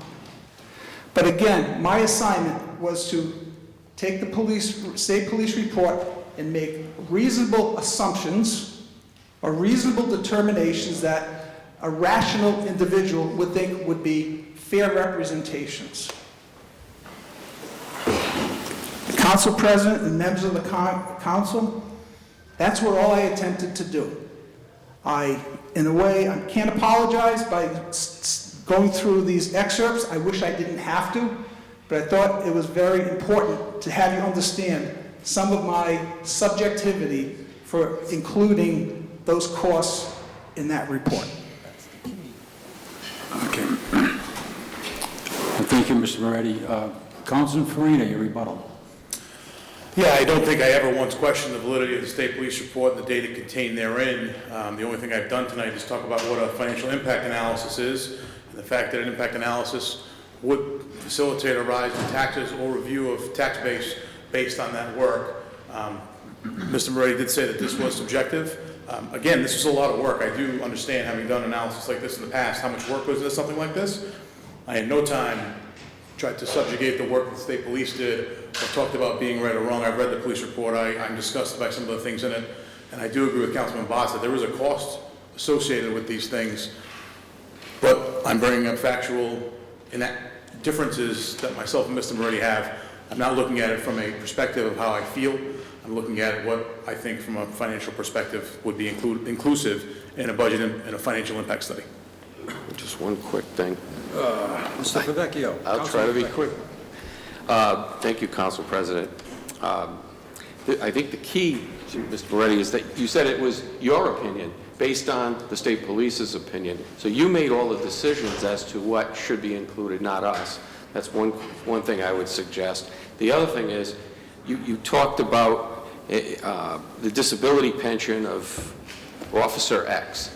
And you made a determination, which if you had spoken to us or spoken to legal counsel who had handled the matter, or even that person's legal counsel, you might have understood it a lot better. And you included it without knowing the facts. You just accept opinion that you read and accept it all as fact, proven fact. If I were to tell you that that particular person or any particular officer, if there's a medical determination made and it's detrimental to the city because that person could get injured on the job or cause something else to happen because of their medical condition, then maybe even if they want to keep working, there may be a good reason to not allow them to keep working. So you made a lot of assumptions based on opinions, and as much as, I think the state police, they're not auditors, they're not CPAs, and they share an opinion as policemen. That's great. But that doesn't mean that we have to accept everything as gospel, or that you had to accept everything as gospel, and that's what you did. Mr. Moretti, you want to respond to that? Hang on. Yes, but, here we go.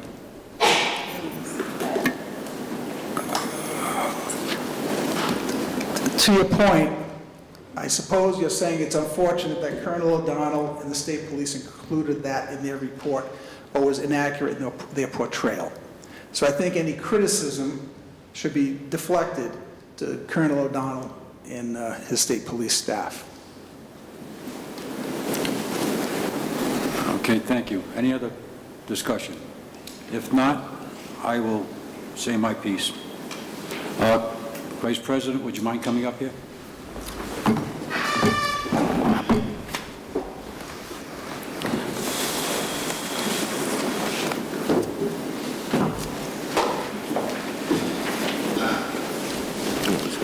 Council President Lane, you have the floor.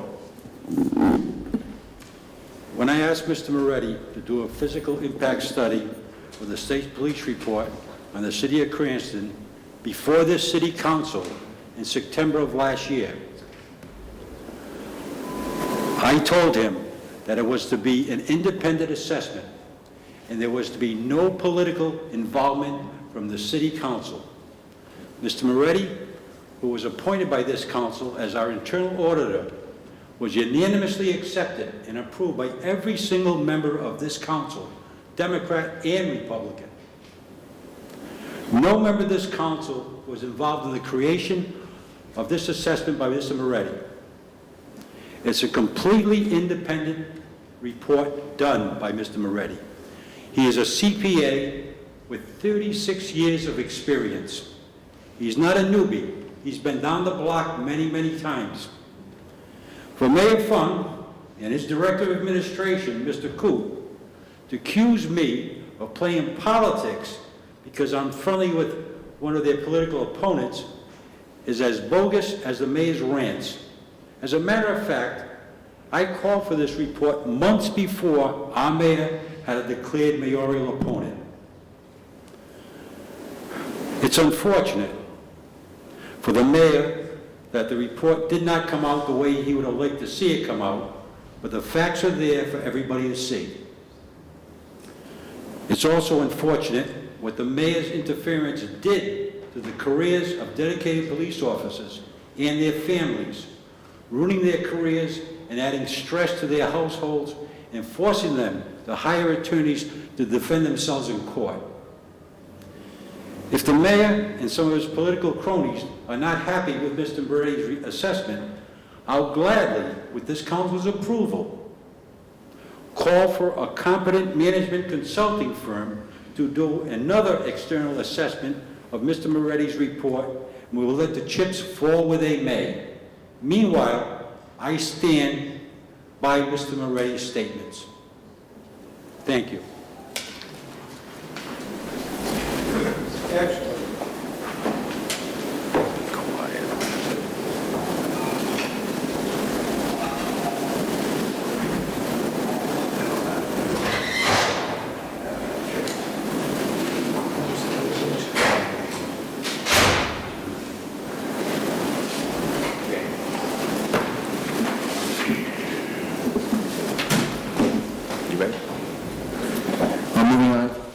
resolution authorizing real estate tax abatements. Chairman Stakos? Actually, we have an ordinance before that. Hang on. Ordinance 11603. Sorry, ordinance 11603, Chairman Stakos. This was unanimously recommended by the Ordinance Committee, by the Finance Committee. It does two things. It takes out the requirement that impact fees be spent on expansion of various facilities, and just says that they need to be spent on capital expenses. Motion approved. Second. Motion's been made and seconded. Under the discussion. Councilman Paplaskas? Thank you, Council President Santa Maria. I read the ordinance here, and I know that there's going to be some improvements to the Knightsville Library, so I'm in favor of this, and I'd like to be added as a co-sponsor if possible. Thank you. Clerk, please add Councilman Paplaskas as co-sponsor. Councilman Farina. I have the same request. Co-sponsor, please. Clerk, please add Councilman Farina as co-sponsor. Any other discussion on the matter? I might as well join in since it affects the western Cranston. Does everyone want to be sponsors on this? This may Point be, of information, the council president actually said at the committee meeting that let's all get together and sponsor it, but then I noticed that only the Democrats were on this one. any objections to putting everyone on? There being none, could the clerk please, the council as a whole? There's a motion and a second. Clerk, please take the roll. Councilman Farina? Yes. Councilman Stichels? Yes. Councilman Bott? Yes. Yes. Yes. Yes. Yes. Yes. Right, next we have, Resolution, I'm sorry, Chairman, you have the floor. Thank you. next we have resolution of real estate tax abatements as recommended by the tax Motion approved. assessor. Second. Motion is seconded. Any discussion? Clerk, please take the roll. Councilman Farina? Yes. Councilman Stichels? Yes. Councilman Bott? Yes. Councilman Yes. Yes. Yes. Yes. Yes. Next resolution is authorizing motor vehicle tax abatements as recommended by the tax assessor. Motion approved. Second. Motion and a second. Any discussion?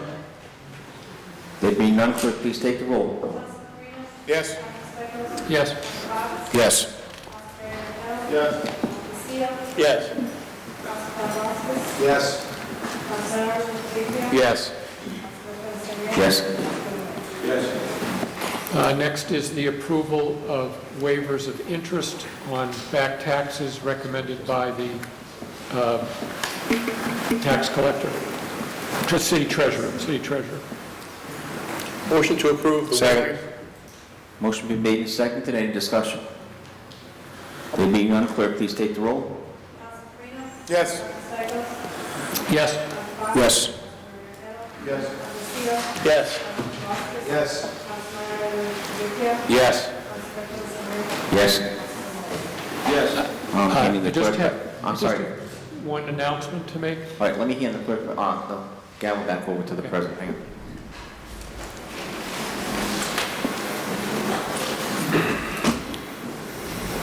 Yes, Councilman Stichels.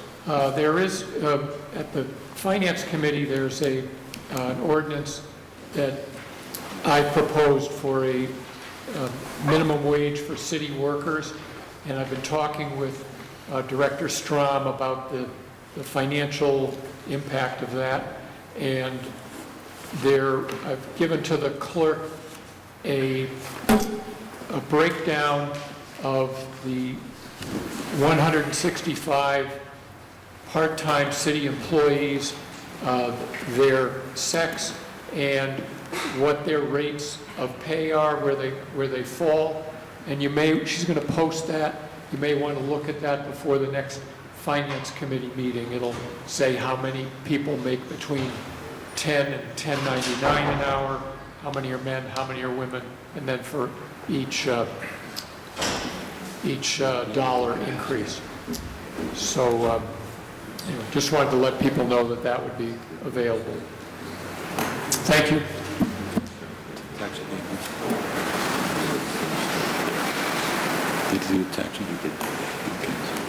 Public hearings. Okay, thank you, Councilman Stichels. Next on the agenda is public hearings. Before we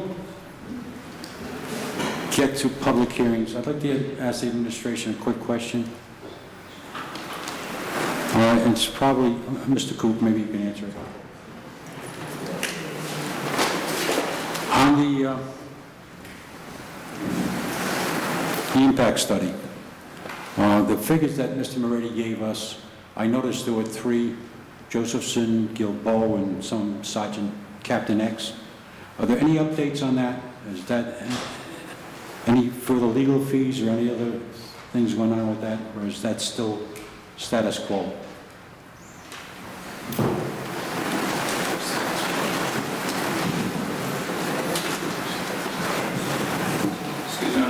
Sure.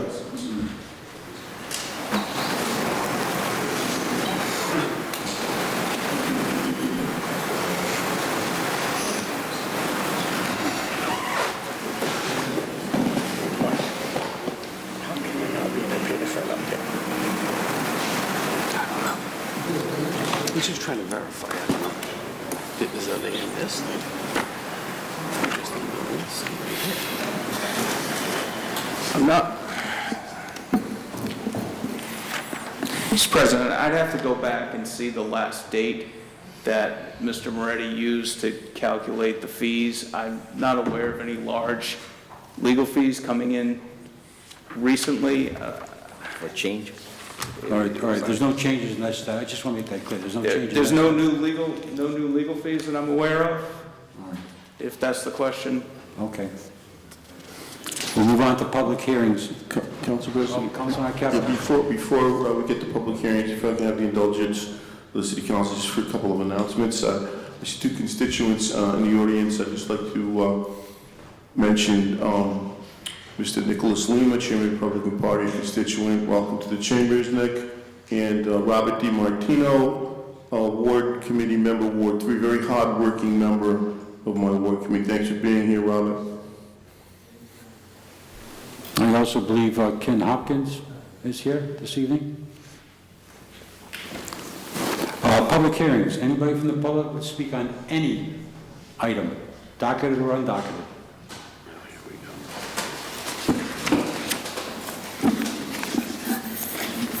Richard Tomlins, 400 Farmington Avenue. Interesting evening, listen to all this. Just a few general things that I've learned in a 60-year career. Figures may not lie, but liars can figure. That there's a lot of theory in accounting. I'm the only one in this room that has sat in high-profile meetings with big A firms, with 3 corporations, with top management. And I can assure you, whatever figures that were put out by the auditors were challenged over and over again. There's no reason that they shouldn't be. But I do want, as a citizen, to make my own apology to Mr. Moretti for the unprofessional bobs that has thrown his way. I know a little bit about his work, and I've stood up here previously and asked for him to do fiscal impact statements or reports, just recently on the fire contract as an example. And whatever he would come up with, I know would be professionally done. And regardless of what he come up with, I would probably be able to accept it because I know it was a professional evaluation. Anybody can look at a report, and when you look at it with jaundiced eyes and not objectivity, there's a real problem. It reflects on your own character when you do that. There's a reason that that's done. You may want to call it political, but I don't accept that because I only accept one thing. When you sit or stand on your feet, it's your character only that counts. And when you look at something just to make a point of view that suits your purpose, whatever your purpose is, to me, is the most demeaning thing a man or a woman can do. As far as the police report is concerned, regardless of how you want to argue over the cost of the police report, we had two of their individuals, a captain and a lieutenant, I understand now, a major and a captain, that sat there and operated that police department as well as working on this report. And to say it was done by one of the other councilmen, they don't have the professional ability, I can assure you that within the state police department, they have people who know accounting trained, they have law trained, and they would have looked at that report that Colonel O'Donnell put his name on. So again, it's shame on you for stating that the state police, did not have the professionalism to give out that report.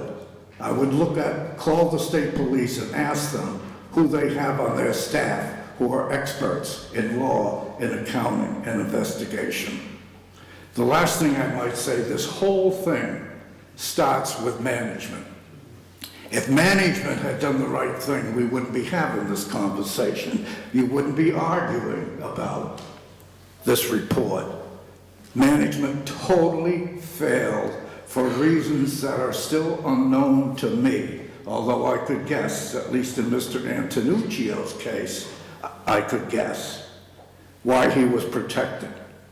But also the fact remains, if you put somebody out early on retirement due to that report or poor management, you're bringing somebody in at the same time to fill that position, so you're paying for two people. You're paying for two people. Understand that. Because at least three of those people would probably still be on the staff, maybe four. So it's all management. That's what it comes down to. I'll give you one case. Never mind the ones that I was involved in. The Sheraton Boston alone in 1965 was worth more than what you just gave out for your number. One project that I had experience on every level, all right? We had one example here that I inherited when I worked for this city, a major personnel case. It was going on and on and on, and nobody would tackle it. I believe Mr. Lanny was a councilman at the time. He may have known something about it. I don't know if anybody else. It was under Mayor Napolitano's. But what made it work, I said it was time that we, in 30 days of being on the job, this is either going to be brought to a head or I'm not working here. Because what I see in this file is an embarrassment to everyone involved. I did have the backing of the mayor's office. That was key. That's management. I don't know how much Napolitano knew about it, but Frank Moretti did, and he worked hand in hand with me. And I worked with the personnel director many, many, many hours. So I didn't allow the legal, I didn't allow the accounting, I didn't allow any other thing to enter into it until I felt it was time to make a management decision. The management decision was to go forward and fire that person and save the city at least $500,000. It was a lot of hard work, but it was what my training was, and my training came from management. Not the theory in accounting, not necessarily the legal argument, but from a management point of view, taking all those things into consideration, and regardless, you do the right thing. You don't let somebody stay on the payroll, Mr. Councilman, just because you may think he's going to bring a case against you. That's about the weakest excuse anybody could possibly give. Let them continue to work. Somebody that you think is not capable or is causing legal problems or is not doing their job because we're afraid they may sue us. That's what happened to that case that I took. So that's what it comes down to. And once again, Mr. Moretti, I apologize as a citizen, but I also thank you for the due diligence that you gave to this. I realize you've been around a long time, and you take arrows sometimes, and I think you handled yourself admirably. Thank you.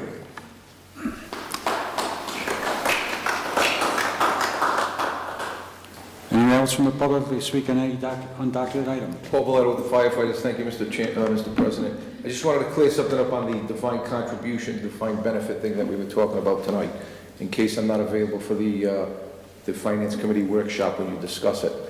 I guess the main problem that the councilman has is that he's talked about it a couple of times, that someone can get a defined contribution pension, they can get a pension, then go into this defined contribution. It's one or the other.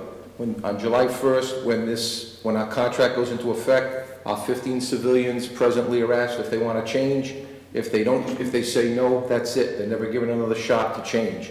Anybody new that comes on the job, they're asked once, what pension you want, the defined contribution, you want the defined benefit, and that's it. It's a one-shot deal. They can't do 30 years, get a MERS pension, and then jump into the city's 401k. It's a one-shot deal. Thank you.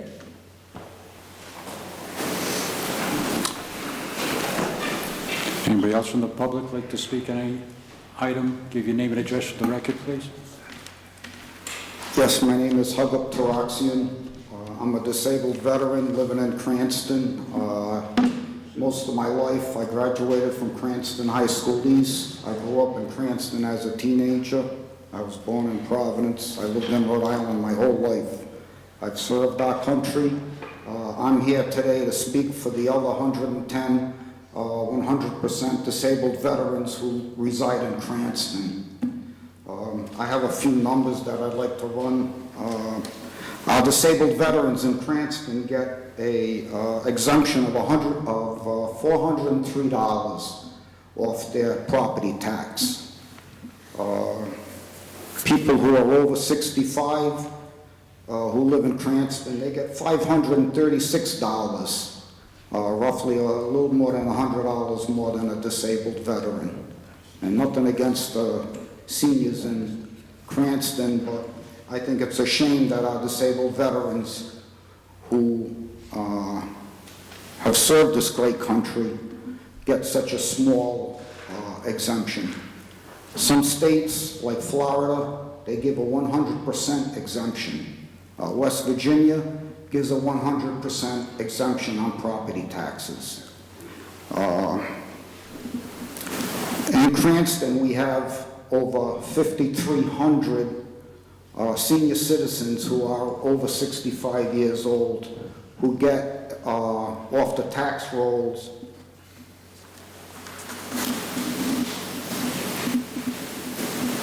it's about $2.8 million that the city doesn't get because of the seniors in Cranston. If you were to give the other 111 disabled veterans in Cranston a 100% exemption on their property tax, that number would come to $345,000. That's what the city of Cranston would be giving up for our veterans. We do have other veterans who get an exemption. Their exemption for all veterans who are living in Cranston is $298,000. Widows of veterans get $168,000. And it goes on and on. There's all different exemptions, POWs and the blind, but I'm here to speak just for 111 other disabled veterans who live in Cranston. And I would hope that at some point you would consider giving the veterans of Cranston a little better deal. We've got guys coming back from Iraq and Afghanistan with post-traumatic stress disorder who are unable to hold a good job because of their problems. We've got veterans coming back from Iraq and Afghanistan who have traumatic brain injury, who will never ever be able to probably own a home if something isn't done for them. because they're on a fixed disability, just like myself.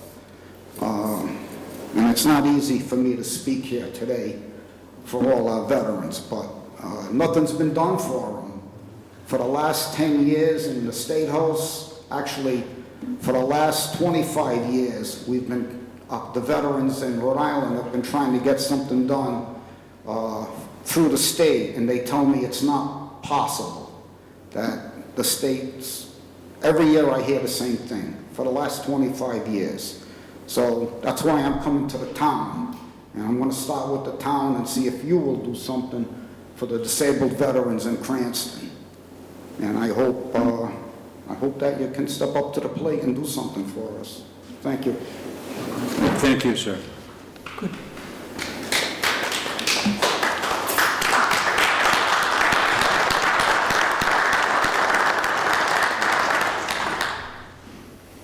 Council President, Yes. could I just advise him of the next Finance Committee meeting where I believe it's going to be discussed? Yes, please do. Councilman Arquetto's going to tell him so. Thank you. Yeah, for the record, your name and address, please. Thank you, Council President. My name is Nicholas Lima. I reside at 583 Laurel Avenue. I was thinking about making some remarks about the order tonight, but I think members of actually both parties here this evening echoed them very succinctly and pretty much said anything I would like to say on that matter. But in observing the discussion tonight, I did notice some things that did concern me, and it is certainly not attributed to any one person, but I think it's very important as representatives of the city that from the council president on down to all 9 members of the city council, that debate be conducted, I think, with a greater degree of decorum, respect, and civility than I think I've seen at this council meeting and some other ones. I may be the youngest or perhaps the second youngest person in the room, but I'm a little bit old school in the sense that I'm the sort of person that would debate an opponent and be perfectly affable to share a drink, alcoholic otherwise, with them afterwards, and have a civil discussion. And be friends with those who I disagree with on a political level. I know several of the councilmen in this room. I have shared a drink with in the past and had some very interesting conversations and engaging conversations with. I certainly enjoy the opportunity to do so with other councilmen here. But I think that sometimes we do lose sight, as you all are as elected officials and servants of the public, that the people are watching, and I think it's very important that when it comes to something small, like mispronouncing a councilperson's name, or talking over someone, or smirking, or sneering, I think we could all do with a little bit less of that, and that goes for members of both parties and both sides. That said, I also want to thank Councilman Arquetto for pointing me out. He is fond of pointing me out, and as he has mentioned, I am the chairman of the Cranston Republican City Committee. And I know he's fond of asking me what my title is. I'm also the president emeritus of the Rhode Island College Chess Club. But unfortunately, Councilman Arquetto, I may not be one of your constituents much longer. Actually, maybe moving to the eastern half of the city. So at that point, Councilman Psychos would have the honor of mentioning me from time to time here in the city council meetings when I have the ability to attend. But that said, Councilman Arquetto, the Cranston Republican City Committee is in fact looking for a candidate in Ward 3. And we would certainly consider you if you would like to switch parties back. Thank you, Council President.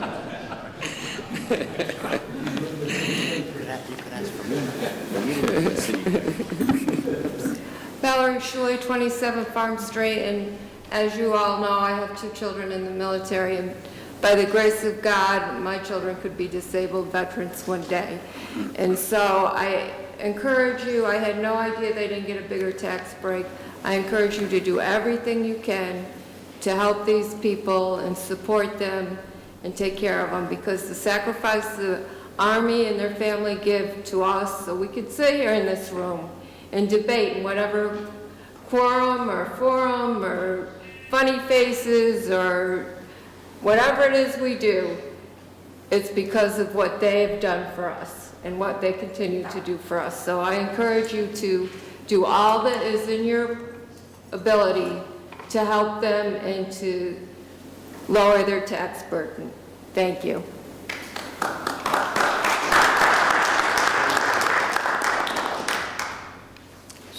else from the public that can speak on any item?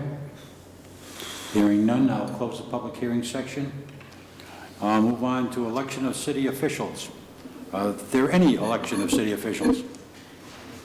No? None? Report of city officers. Are there any reports? Executive communications.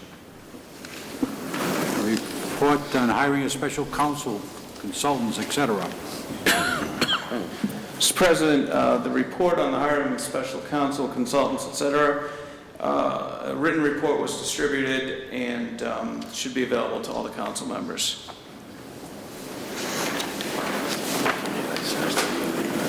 Mr. President, I'd like to present a request from Deputy Chief Stephen McIntosh of the Cranston Fire Department, who anticipates reaching his 58th birthday and has requested to be continued in service. I have received documentation indicating that he is eligible to be continued in service. Second. Motion been made to approve in the second. Any discussion on the motion? Hearing none, clerk, please take the roll. Yes. Yes. Yes. Yes.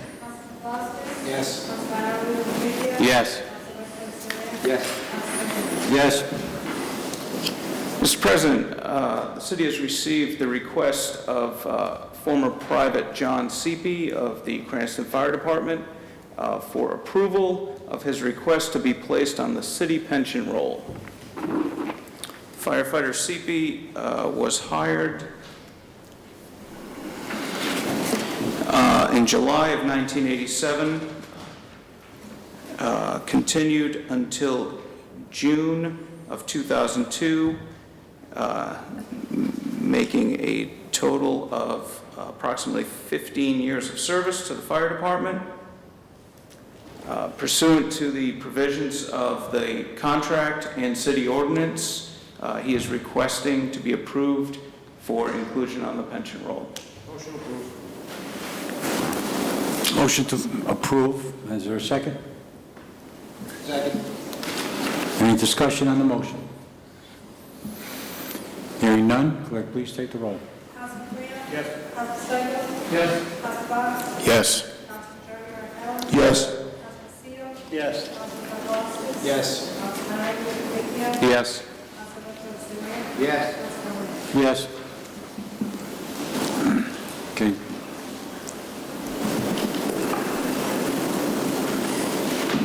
On the Council President Communications, report from the administration on the cost of possible sidewalks on Ambrose Street.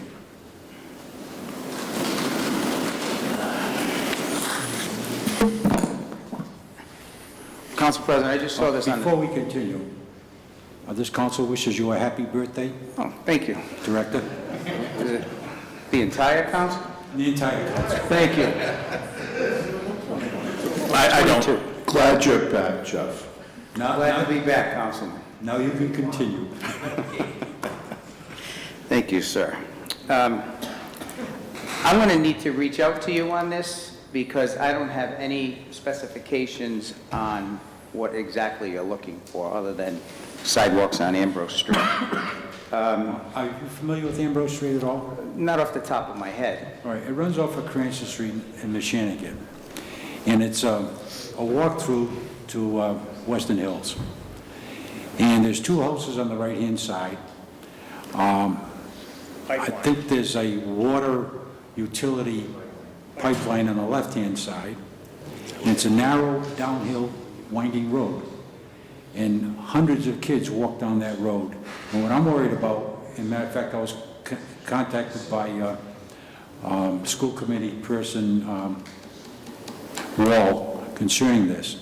And I took a ride down there, looked at it, and I said, it could be very dangerous during the winter. So I'm looking for a sidewalk or something that the kids can walk on without being in the middle of the street. So if you like, we'll have coffee and take a ride down there, and we can discuss. Like we did on Macklin Street. We did that. We did that. Okay, we'll do it again. I will, and I'll also reach out to Public Works Director and, have him go down there and see what we need to do. Okay, thank you. All right, Moving on.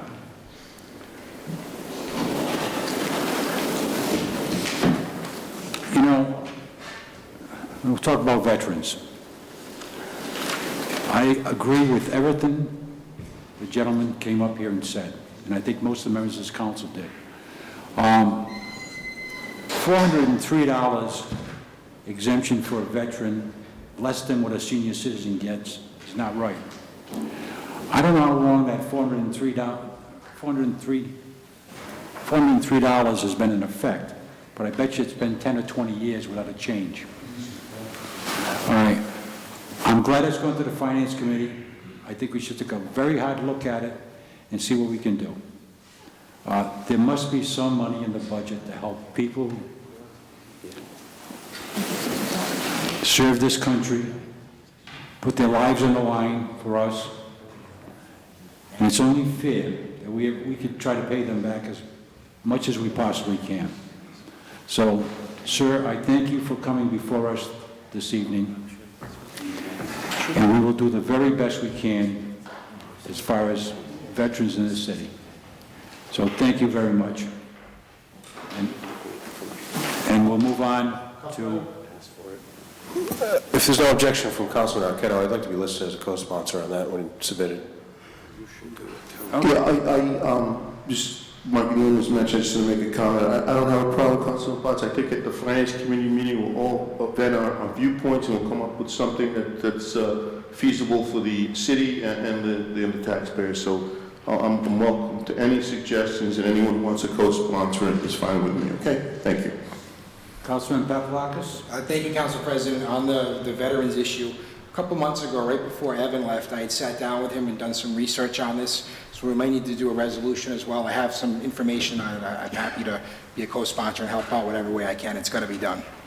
Thank you. This will be thoroughly vetted in the Finance Committee meeting. Council member communications. Councilman Stakos. Yes, there's not a need for a report from the administration on this. I've been working with birthday boy Barone about this. And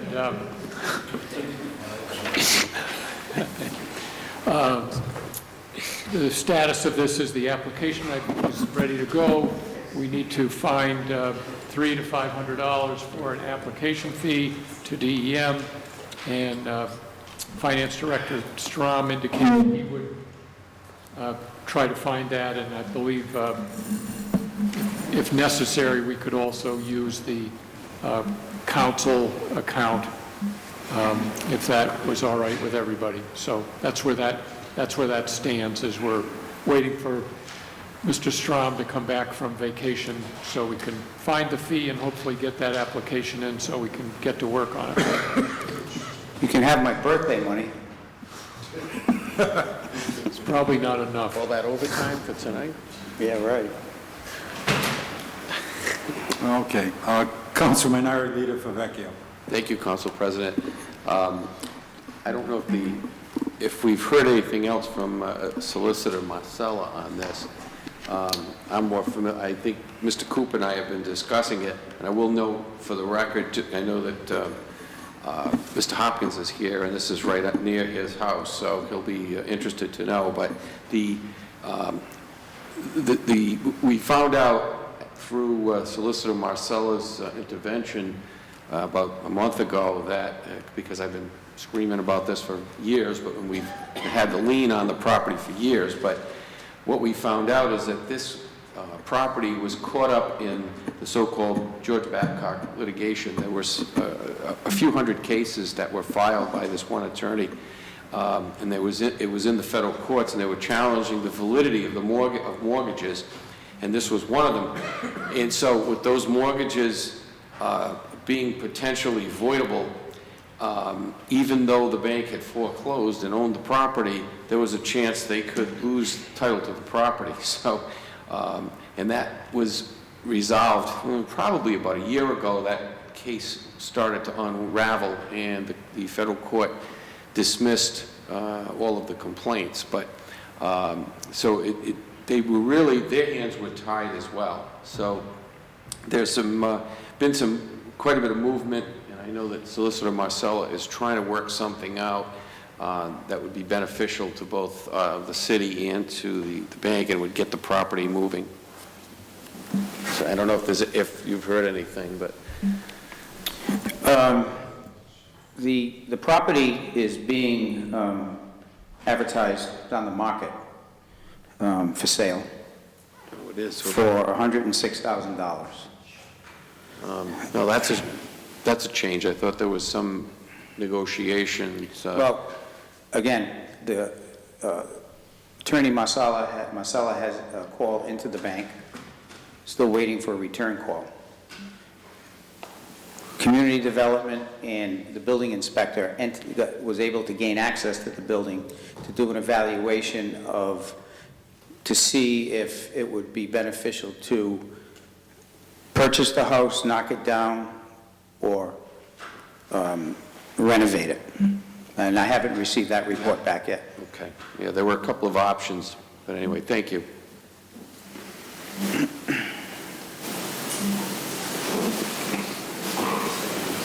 Okay, moving on, Vice President Santa Maria. Thank you, Council President. I'd like to take the first one off the docket, and I've already talked to Ken Filasky about the camera issue. I'm most concerned about the overnight parking of trucks that I had given to birthday boy Barone to check on. I kind of like that. We should use that all the time. Are they at their up to their tricks again up there? Are they doing it again?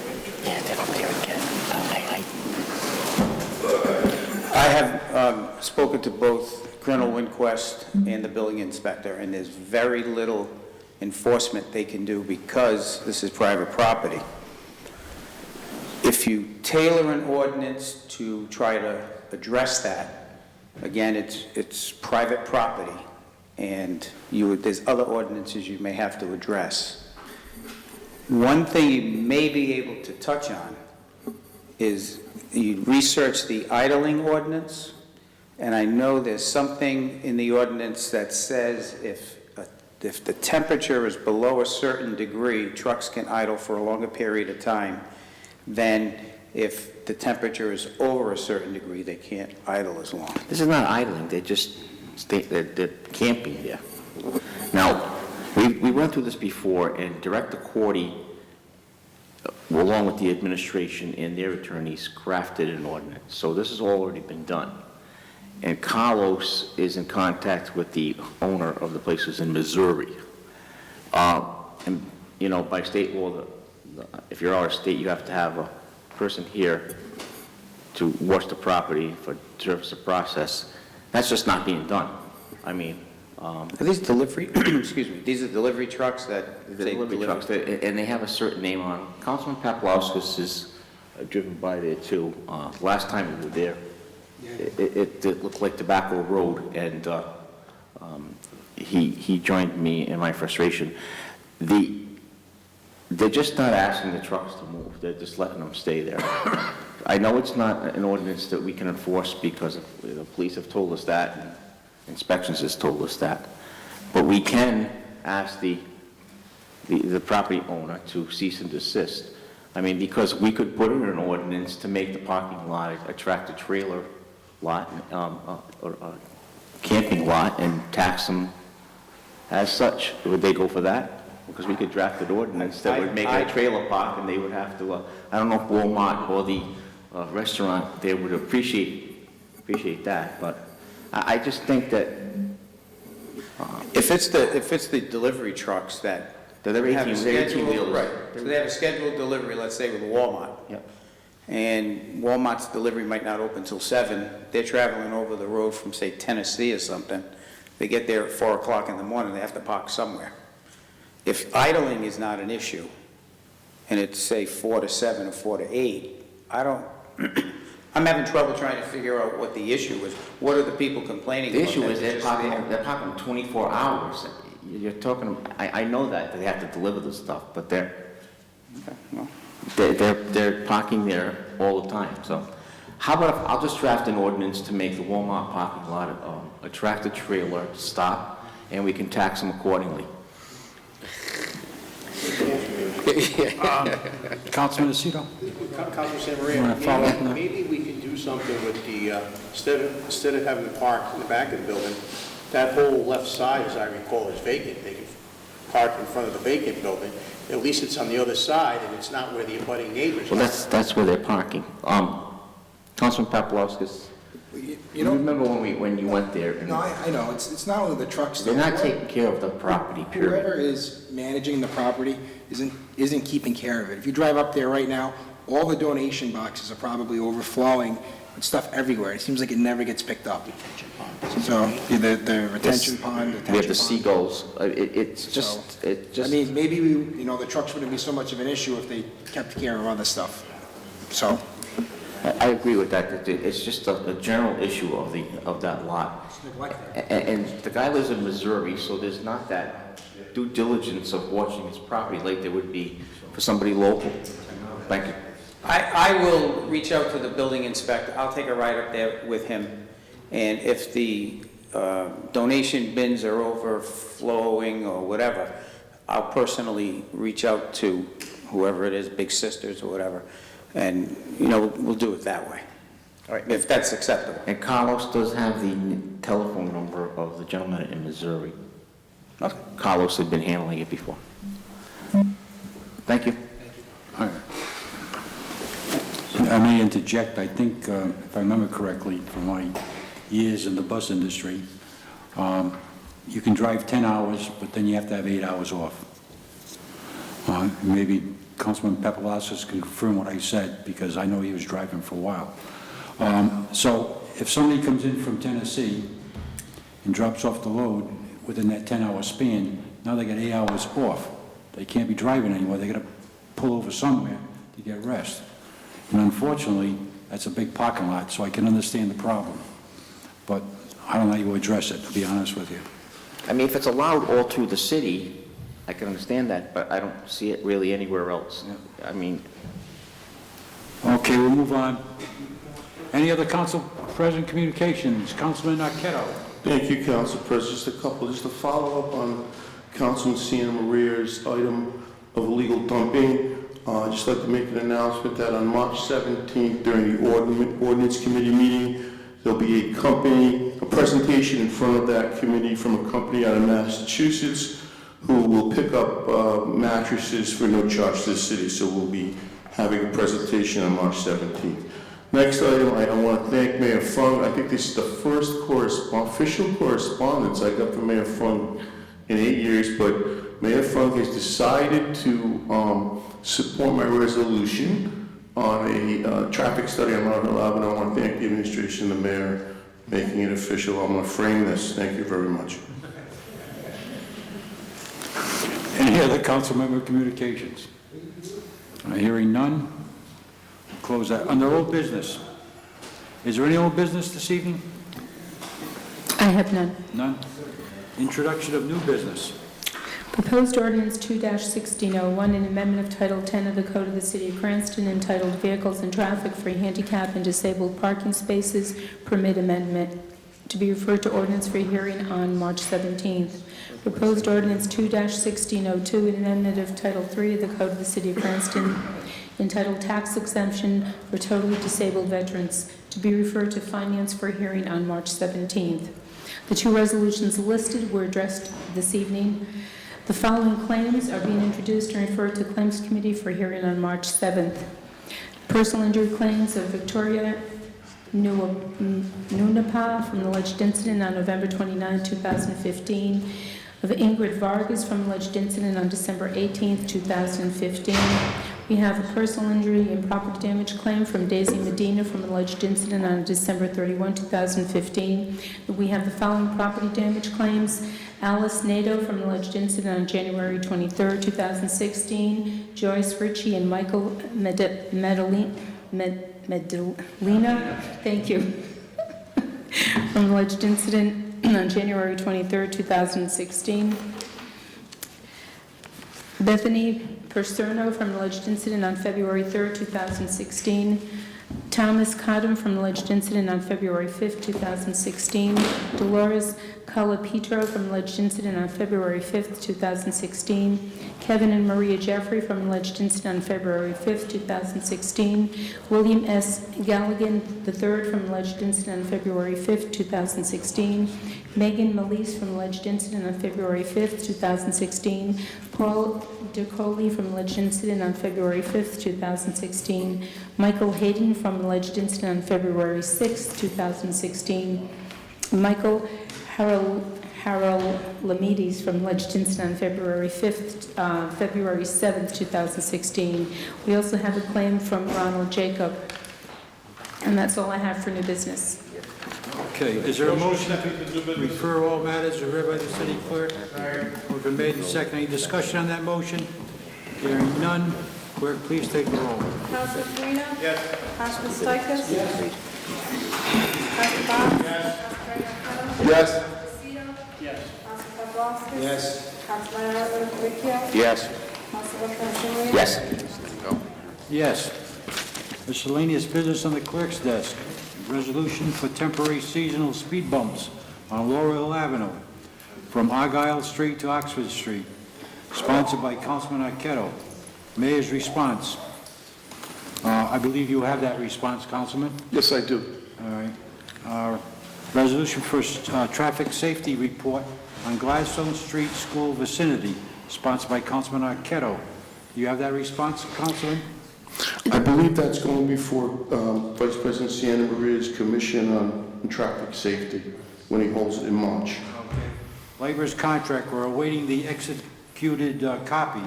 Firefighters contract, we're awaiting the executed copy on that also. And the laborer's contract. And the labor's contract. The next city council meeting will be Monday, March 28th. Is there a motion to adjourn? Motion made and second. All in favor? Aye.